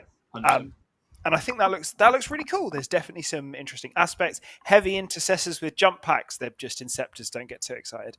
But I think that there could be ways that people can push them to start doing very well. Yeah. Will people just go, I'm just going to play default best Space Marines? Is that going to be Deathwatch? Probably not, in all honesty. That's just the killer, isn't it? It's just going to be which of these Marine ones ends up being like the done thing. Exactly. And the lowest Marine factions tend to fall around. Well, this is the thing, because when we're talking Deathwatch, are we talking just their detachment, or are we talking Deathwatch with access to all the detachments? That's a good question. So, what, using Deathwatch bits in the wider detachments? I mean, I think it'll be whatever's got Deathwatch on the tin, right? So, I think it would bring in the other detachments being explored as well. Yeah. Okay, so that I think that maybe boosts them up a little bit, because if you've got access to Gladius at the moment, then there's scope and flexibility. You've got your react move, you've got your advanced charge, all that good stuff. I'm going to go with 42%. The Death Watch. Oh, right down. Yeah. Brutal. I do like them, but I think that everyone's going, "Oh, the damage output's really good." And like, yes, but because you're needing to take expensive 10-man bricks of Space Marines, and Space Marines are not durable. Yeah, interesting. Yeah, no, absolutely. I mean, it's going to go one of two ways with them. I can definitely feel that. Yeah. And they are, as you say, the detachment's cool, but it's like, yeah, it's just going to come down to the assets. Is the assets enough to function? But that's a big outlier. Cool. I love it. Okay, that sends it back to the Capitan. Chris, it's your last I know what chance. he's going to do here. He's going to do it differently. He's going to name me with Space Marines. It's a really hard decision, but I think I'll go Black Templars. Oh, what a shot. Aaron understands this guy. Aaron knows exactly how this goes. Black Templars, no one's really playing them. So I'm going to go with... What's the brackets? 45 to 49. Go 44%. 44%. 44%. God damn! You were giving me shit about giving Garden open. Burying the Black Templars here in the end. Jesus, like, they can't all be in the 50 bracket. Someone's going to go down. Yeah, what did they do to you? Jesus. They're shit. No, they. You just don't. Why would you take Black Templars now? Like, their thing was the Horde build. That's gone. There's no reason to take them. So. I mean, if we're going into vehicle meta, there's melters on all of their tanks. There is that. Nah, have faith, Chris. This is your most interesting pick of the whole thing, so we've got to stand by it. It's good. It's good. And good that, Aaron saddles you with the dubious honour of placing Space Marines. So, I have some opinions, some views. Okay. I think folks are going to get wild. So, I think they're going to be high. Oh. You know why I think they're going to be high? Okay. I think they're going to be the highest that they've been for a long time. Oh, okay. Exciting. 45%. Yeah. I fell many that. Just running Space Marines at their first GT, and they get absolutely battered by them. And then you've got fucking Josh Roberts on the other end, who's just trying to prove a point. Eat all the Necrons. Yeah, he's just like, oh. So yeah, 45%. I think that's right. Dare to dream. Yeah. I'd love it for basic Space Marines to get above Black Templars. I think that'd be sick. I think I'd be very much here for that.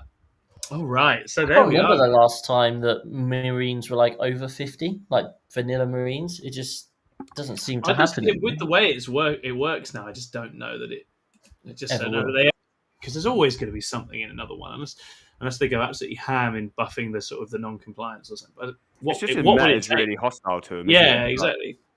They don't have the better durability units. They don't have the better melee units. They don't have any of that stuff. See you later, Theo. I'll look forward to seeing you win your case in court, mate. Yeah, Theo, I'm so sorry. I hope you enjoyed the show. It was a pleasure to have you on. I'm so sorry to me. Oh, I've got to be very careful who you engage with in the chat. Wonderful. Okay, fantastic. Right, that, guys, is Pin the Wing. We will check in 3 months. We will have a show. You've seen the Aftermath shows before. You know how it goes. Chris is right. Everyone else cries. But we'll check back in. Maybe Black Crow will triumph instead, and the people that dare to dream will, with the imagination, they'll bring it home. Maybe. Looking forward to see. Maybe. What we are going to do now is some podcast questions. We'll throw these to our Crow guests as well. I think that's only fair. They've given up their time to be here. And obviously, if you in the chat have any questions, you can throw them in. If you have any super chats for Botox or for lawsuits or indeed for specific questions that you'd love to have answered, then please do throw them our way as well. Remember, if you haven't hit like and subscribe yet, please do that. Leave us a comment as well. We would love to get your thoughts on all our wild takes. We are 5 subscribers away from 7K. Can we climb up to 7K tonight? It's looking unlikely, but I believe. You've got to believe. Stonks to the moon, all that good stuff. Okay, so let's have a look at the podcast questions, and do, as I say, feel free to chat more into the chat. So, there was a great one. I'm going to throw this to Toby and Aaron. There was a great one from Jip that I really liked. I'm picking these out at random because that's going to work. And this is, how does one learn from watching bat reps and real life games played by others? I have figured out it's not purely by osmosis, and that actually I have to dedicate some thought to it. I struggle with analysing games, my own and others, because I'm not sure what I'm looking for. I think that's a really interesting question. What do you guys think? Can I answer this one as a previous Games Workshop employee? Yeah, go for it. So I think if you want to pick up the finer details of the game, you're able to really quickly search on YouTube and get those quick snapshots to be able to be like, okay, how do I do a movement phase in a particular way? And you can do that. And, Vanguard Tactics have done that very well. The best way for you to learn how to play Warhammer 40,000 is to find a community where you can meet different people who you can get involved in that local community, and you will learn to pick up the game faster than ever picking up watching YouTube. Because ultimately everything, like, for example, Toby's a great example. When Toby first joined Black Crow, his knowledge base wasn't anywhere like it is now. And then he's now obviously joined the community, and he's learned to become the player he is. Nice. Yeah. He's still shit. is through getting reps into real people. Yeah. Warhammer 40,000 is a social game. It's a game which involves you interacting with another human being across the table or on TTS.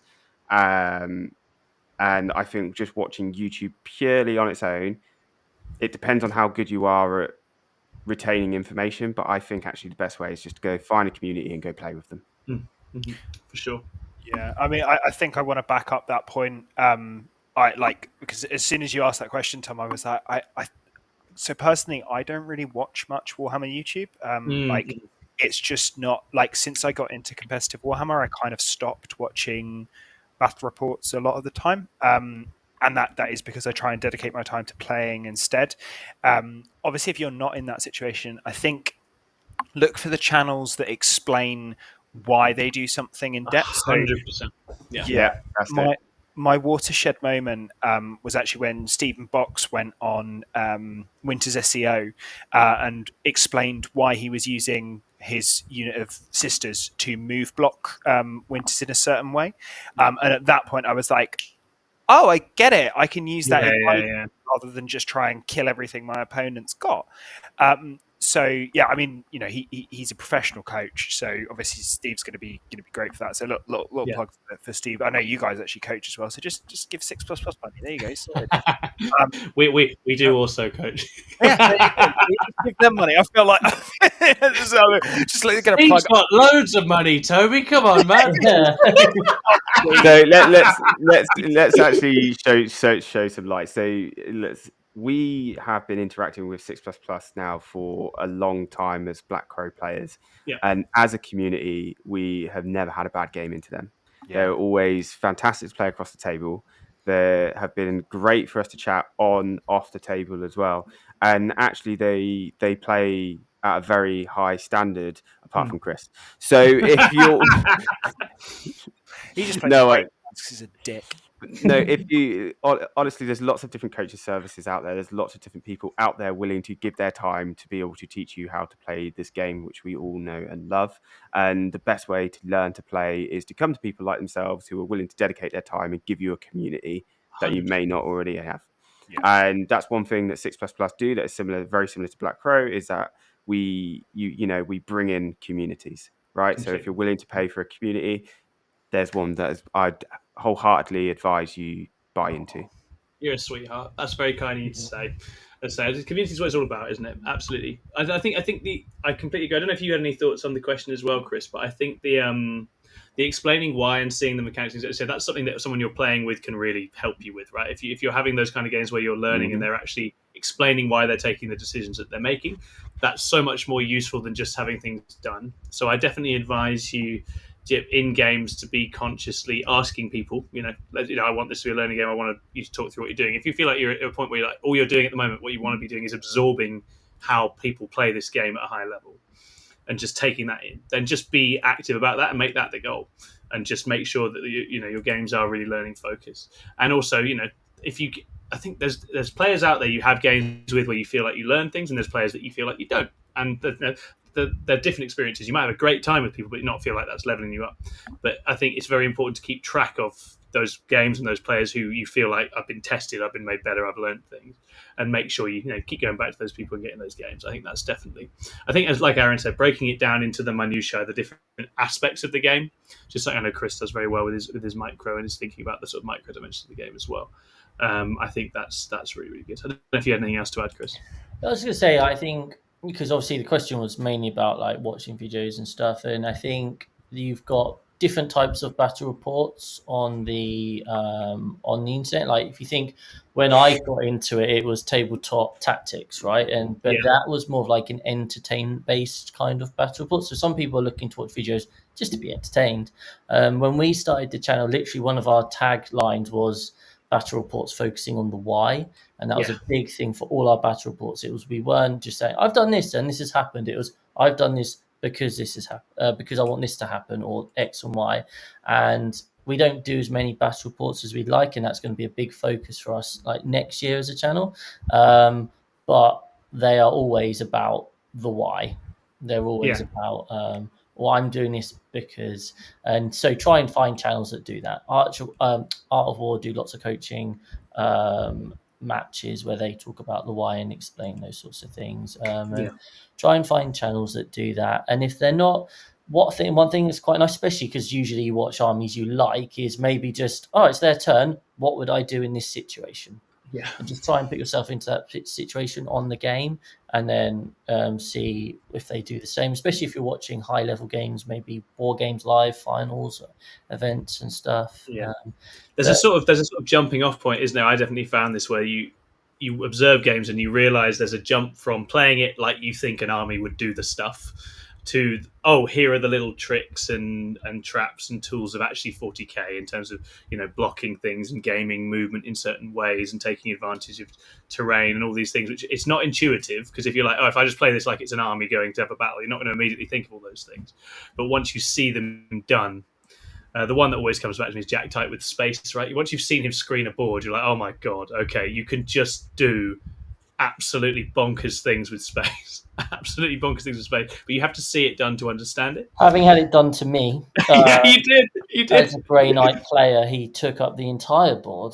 And I was like, oh. But also, can we just say big thank you to the BCG, because they've helped us get. They've carried us to 7K. Thank you, BCG. Oh, amazing. That's nice. It's nice to have that done now. Done with you guys here. Thank you. I mean, but it's been such a fun show to make it on as well. This has been an absolute blast. Yeah. 7K was not our goal this year. This has been well beyond what we were trying to do this year. So it's amazing. Thank you to all of you. Well done, guys. Yeah. Well done. Fun. Well done. Super fun. It's just, just got to keep on slogging. That's how it works. All right. While Chris was going through all like these movement minutiae, I was just in our group chats going, right, fucking sub now. I knew something was afoot when I saw what was it? It was like fake account number one. Number one. It was like subs. Like, okay, the game is afoot. So we're gonna make it tonight. So that there is Ray, who I talked about earlier. What a legend! And Toby owes a firm hand holding now. What? Right. Sorry, there is context to this. So I think Tom, you were at Coventry. Chris, were you at Coventry? No. No. So Tom, do you remember right at the end when Zach said, "Oh, is there a doctor in?" So that was for one of our players. So one of our players had was on the ground in a lot of pain, and we had, and it's Ryan in the chat, and I'm about to be mean to him, so I hope ready for this. He had to go to hospital, bless him, and ended up on oral morphine the entire time, and told a very attractive nurse that as soon as he was sober, I was going to bully him. So I'm going to do that now. By the way, Ryan, I've still got your mum's number. But bless him, he ended up having a kidney stone at a Warhammer tournament. Man, Ryan, that's rough. So we had and I had to hold his hand while he was going through it, just so he had something to distract him. So that's what he means by a a good firm friend. hand. That's community, as we were saying. That's what it's about, right? Teammates. It is, but I've also told him. So Ryan's a huge Necron player, and I've told him that once he passes said kidney stone, he has to use it as a reanimation orb. I love it. I love it. Fantastic. I hope you're feeling better now, Ryan. That's obviously a really rough thing to happen in an event. That's very, very unpleasant. To be fair, though, the odds are quite high because if we keep taking like 30 people to an event, you're going to need your own little medical tent in the back just to take care of people. I might start bringing all my kit from work with me. Yeah. I was going to say, who better? Like you're so well equipped. Yeah. The one time something dramatic. To be fair, I was messaging Toby when I found out something was wrong, and I was saying, "Is there anything I can do to help? Do you need me to? Is there anything I can do?" I don't like to work outside of work, but when it comes to friends and family, sometimes you gotta get involved, haven't you? But anyway, if it's just him passing a kidney stone, it's not like that's painful or anything, you know. No. Also, guys, just let's all have a glass of water collectively, right? Because Stephen Mega Miniatures is in. Thank you, Steve, for celebrating this 7K. Yeah, 7K is awesome. So I was very keen to see if we can make it for Christmas, and it's very cool that we have. And we'll just keep on coasting now. That's awesome. I've got another question from the podcast questions, and do keep them coming in chat if you've got questions. Andy asked, having seen Honest Wargamers vid on Highlander rule, that's where you're only allowed one of any data sheet in a list. Would any of you play 40k this way? And then, of course, because he's got to game it, what would be the best faction for it? So that's Highlander. If you like, would you play 40k where you could take one of each thing, and that was the max? First and foremost, let's start there. Is it all right if I jump on this one first? Yeah, go for it, mate. Yeah, absolutely. So I think that's similar to kind of what Warhammer World do with their tournaments. I think with Throne of Skulls, I think it's called. I think it's a really cool format. I think it could be a really nice palate cleanser if we get into something that is like a spam. Like if some dickhead keeps on taking that triple Deathwing Knight, triple Scout, triple, that guy. So I think it could be a really nice palate cleanser. I would love to see it. I think the best faction doing it is probably Marines, surely on or Chaos Space. Chaos Space Marines. CSM, I could see being very good at it. Actually, yeah. Just the sheer number of just quality units that do something good and sort of interact nicely. Lots of different one-off characters that can all be in the same army that are just all really solid. I was thinking off the top of my head, like, isn't like a good hypocrite list just Highlander for Necrons? Like, what do they spam? Yeah, all the named Catan. They just named Catan, Monolith, like one Immortal Squad, one. I think hypocrite lists are pretty close to Highlander most of the time already. I think the only things you'd miss out on are the Hexmark destroyers. Oh yeah. Locus 30-point destroyers. Yeah, the little screeny destroyers. Yeah, exactly. And I don't play Hypercrypt, so I can't speak to this, but I don't know if they're so intrinsic to that build that you kind of need them in multiples. But there's probably something else to do. Shoot the Monolith. It's a thing, Ryan wants four different Catan, Silent King, Monolith. Yeah, that's a Highlander list. I feel like skew is probably how you get the most out of it. I actually played in a Highlander event. Was that the narrative event that you won, Chris? It was the narrative event I just happened to win. It was a fun and fluff event, and I'm glad you mentioned it. I wasn't going to say anything, so it's actually where this giant chainsword came from. Pretty cool. Chris, if you keep talking, it's going up your ass. I hope you know. But it genuinely was really fun because this was when Iron Hands had just come out. Yeah. And general tournament play was pretty miserable. And you went to this event and I think I took 6 destroyers, and I took 1 unit of Scarab, big unit of Scarabs, and 1 unit of Immortals and 1 Doomsday Arc. And it was just really fun. And when you're playing in this hyper competitive thing where you're trying to beat the living crap out of each other, it's actually quite nice sometimes to play a game where you're not, oh no, I've made one mistake, I've now lost 700 points of my army. It's actually, I remember doing a game with Jamie East, where we'd all been practicing and doing lots of tournaments, and this was when a time before that where like Marines weren't very good at all, and he took his Blood Angels, I took my Space Wolves, and we just ran at each other and prodded each other on 3s and 4s, and it was just like Age of Sigmar basically, and it was just nice and relaxing. It was a nice, as Toby says, a nice palate cleanser. Yeah. I also think Eldari might be quite good at this because they've got a lot I think they would be quite good at it. Do things, take one Wraith Knight, one unit of Wraith Guard, one Avatar, and you're probably cooking. And we did have a comment from Theo, who I thought had gone to bed, but evidently has been allowed to stay up. Theo says, "Can you read my question, please?" And I'm going to read it out, and we're going to talk after this, Theo, about what you think a question is, because Theo's written in podcast questions, "I hate you, Tom Lohman," and then a kiss smiley face, which leaves me all kinds of confused, Theo, and I'm here for it. And then it says in brackets, "This is an inside joke. Please don't delete it, lol." And I think that's wonderful. I have a lot of time for that. Sorry, does anyone get the joke? Can I please just err on the side of caution of whatever you say here? As there's already... He's trying to bait you in, mate. He's trying to promote. I see it, Theo. He's trying to win the lawsuit. As the person with a registration on here, Theo, go to bed, young man. It's past your bedtime, and if not, Santa's not coming. Yeah. All right. Well, we've read that one out, Theo. So you're welcome, and I hope you've enjoyed the show. There's an offline chat that we'll need to have afterwards, guys, about a story we've got recently that I cocked something up, but it's offline. Oh man, I'm excited to hear that one. I only got a couple others in the chat. Andy, another question asked. Andy, what unit would be the most broken if you gave it battle line and +2 OC? Deathwing Knights. Oh hell yeah, that'd be nuts. Yeah, those are pretty scary. Because you have 6 of them. Yeah, no, absolutely not. Absolutely not. How many points is a unit of 5? 250. It is a lot. So it is a lot. 1,500 for 30. Yeah.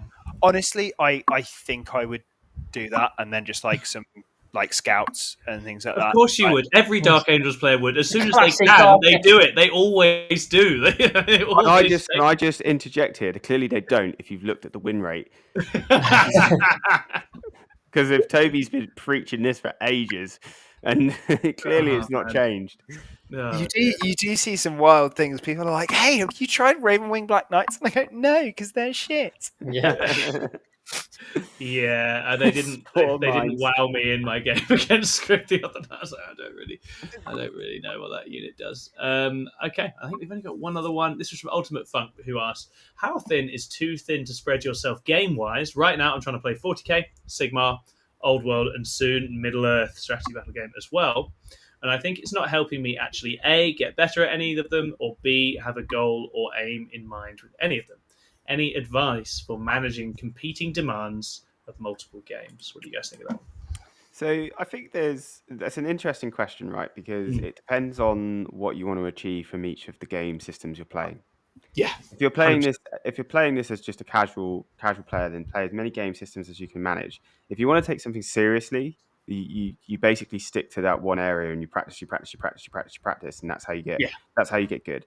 And I find, I don't know if this is for everybody, I don't know about you guys, but whenever I deviate from what I play a lot and go play, say, for example, another game, instantly I start to fall off the wagon and I'm not performing. And when I come back to it, I'm just not enjoying it as much as what I was going something else. So I think with regards to that question, you need to just sit down and decide a couple of things.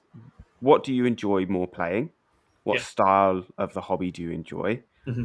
If competitive is where you want to go down, focus on one faction initially before you start spreading your wings, because then that way you can understand how that faction really works, understand the rules relating that, and then you can start spread to see what your play style is, and then lean into that faction that plays into that style. I don't know if you guys have any different views on that. I think you put it really well. Yeah, I mean, I think that's hitting the nail on the head, and I think it's something where, as you say, it's like ultimately if you just want to play lots of different things and have fun, and the outcome doesn't matter, then it's fine to spread yourself. But it's hard to lock in outcomes when you are spread thin, and we've all had that at different times, right? definitely had it. I go and dabble in Kill Team or Crusade or whatever the hell else, and then you come back and you kind of have to sharpen up again. I think if the outcomes are bothering you, Ultimate Function, exactly as Aaron says, you're only going to get better at the outcomes by locking in on something and pushing that way. If otherwise, it's working out how can you be kind of mentally relaxed about the results not mattering and playing a bunch of different things. Those are your pathways, right? Yeah, exactly. Those are kind of the routes. And I see people go both ways with this and do different things, and I think that works absolutely fine.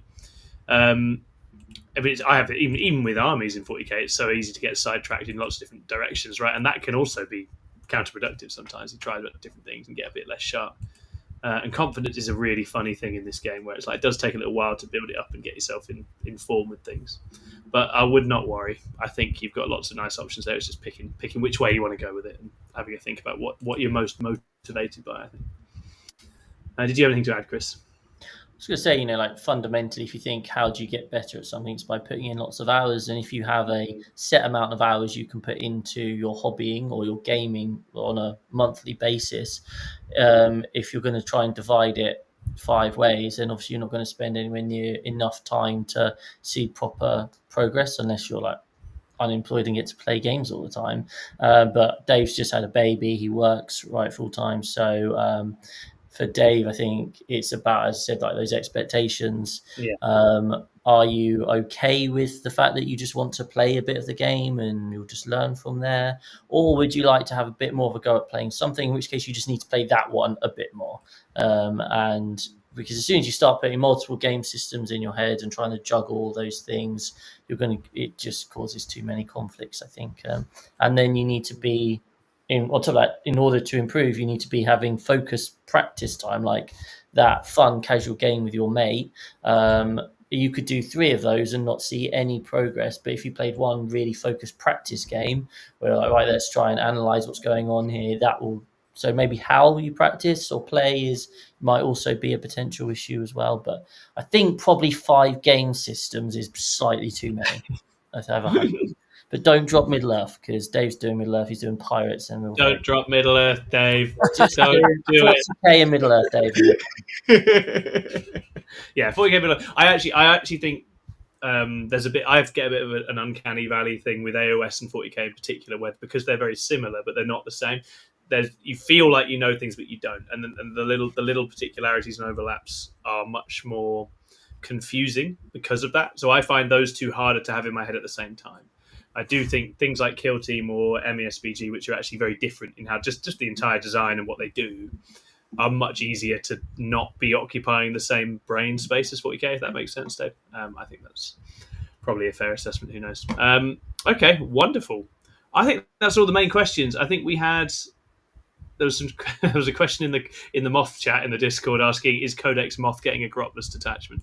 So that is something we're going to have to look at some point. Are we going to write Codex Moth? I think we might well try and do that. But what we're going to do is say a massive thank you to our Black Crow guests, because they have been incredible. This has been one of the best shows I've done in a very long time. Had an absolute blast. Very excited. We've got on, and I just hope that Chris is wrong. Even though that would involve me losing, I just think it'd be nice. If I'm wrong and those guys are right, then we're in for a wild next few months. So I am excited. And I thought before we see them off that I might leave it to Aaron just to promote Black Crow and where they can find him and what he's up to before he heads off. Yeah, thank you very much. So if you have enjoyed myself and Toby tonight, you can catch us on our YouTube, Black Crow Gaming. If you see us at an event, please just come up and see us. If you are teamless and you are looking for a community to join, and you're not a dick at the tabletop, no dick. Feel free to come and have a chat with one of our players, and we will be more than happy to give you a home. And Black Crow Gaming is a community. We're a community just like 6++, and we feel like everybody deserves a space and somewhere to feel safe and to talk toy soldiers with. So yeah, if you find us on Black Crow Gaming YouTube, you can find us on our Discord channel, you can find us on Facebook, and just come and chat to us. Don't touch Toby. You need permission first. Yeah. We shit you not. We had to make that a rule because my arse by random people at tournaments. So no, this is a genuine thing where Toby was just getting randomly felt by people who we had no idea who they were. So now we went through a period of time where we were just like, look, guys, get permission first. He'll probably say yes, but just I give most people hugs, but like, if you want an idea of what Black Crow is about, you've got that poetic, community-minded speech from Aaron there, followed by "Don't touch Toby unless you've got permission." That's the whole experience, guys. It's a wild ride. Go and get involved. Go and get involved with the Black Crow experience. Have a great time. All right, everybody. That's us done for this time. Grotmas continues. We'll keep on bringing you Grotmas coverage over the next few weeks, and we hope you're all having a great time. We'll see you again soon. Bye-bye.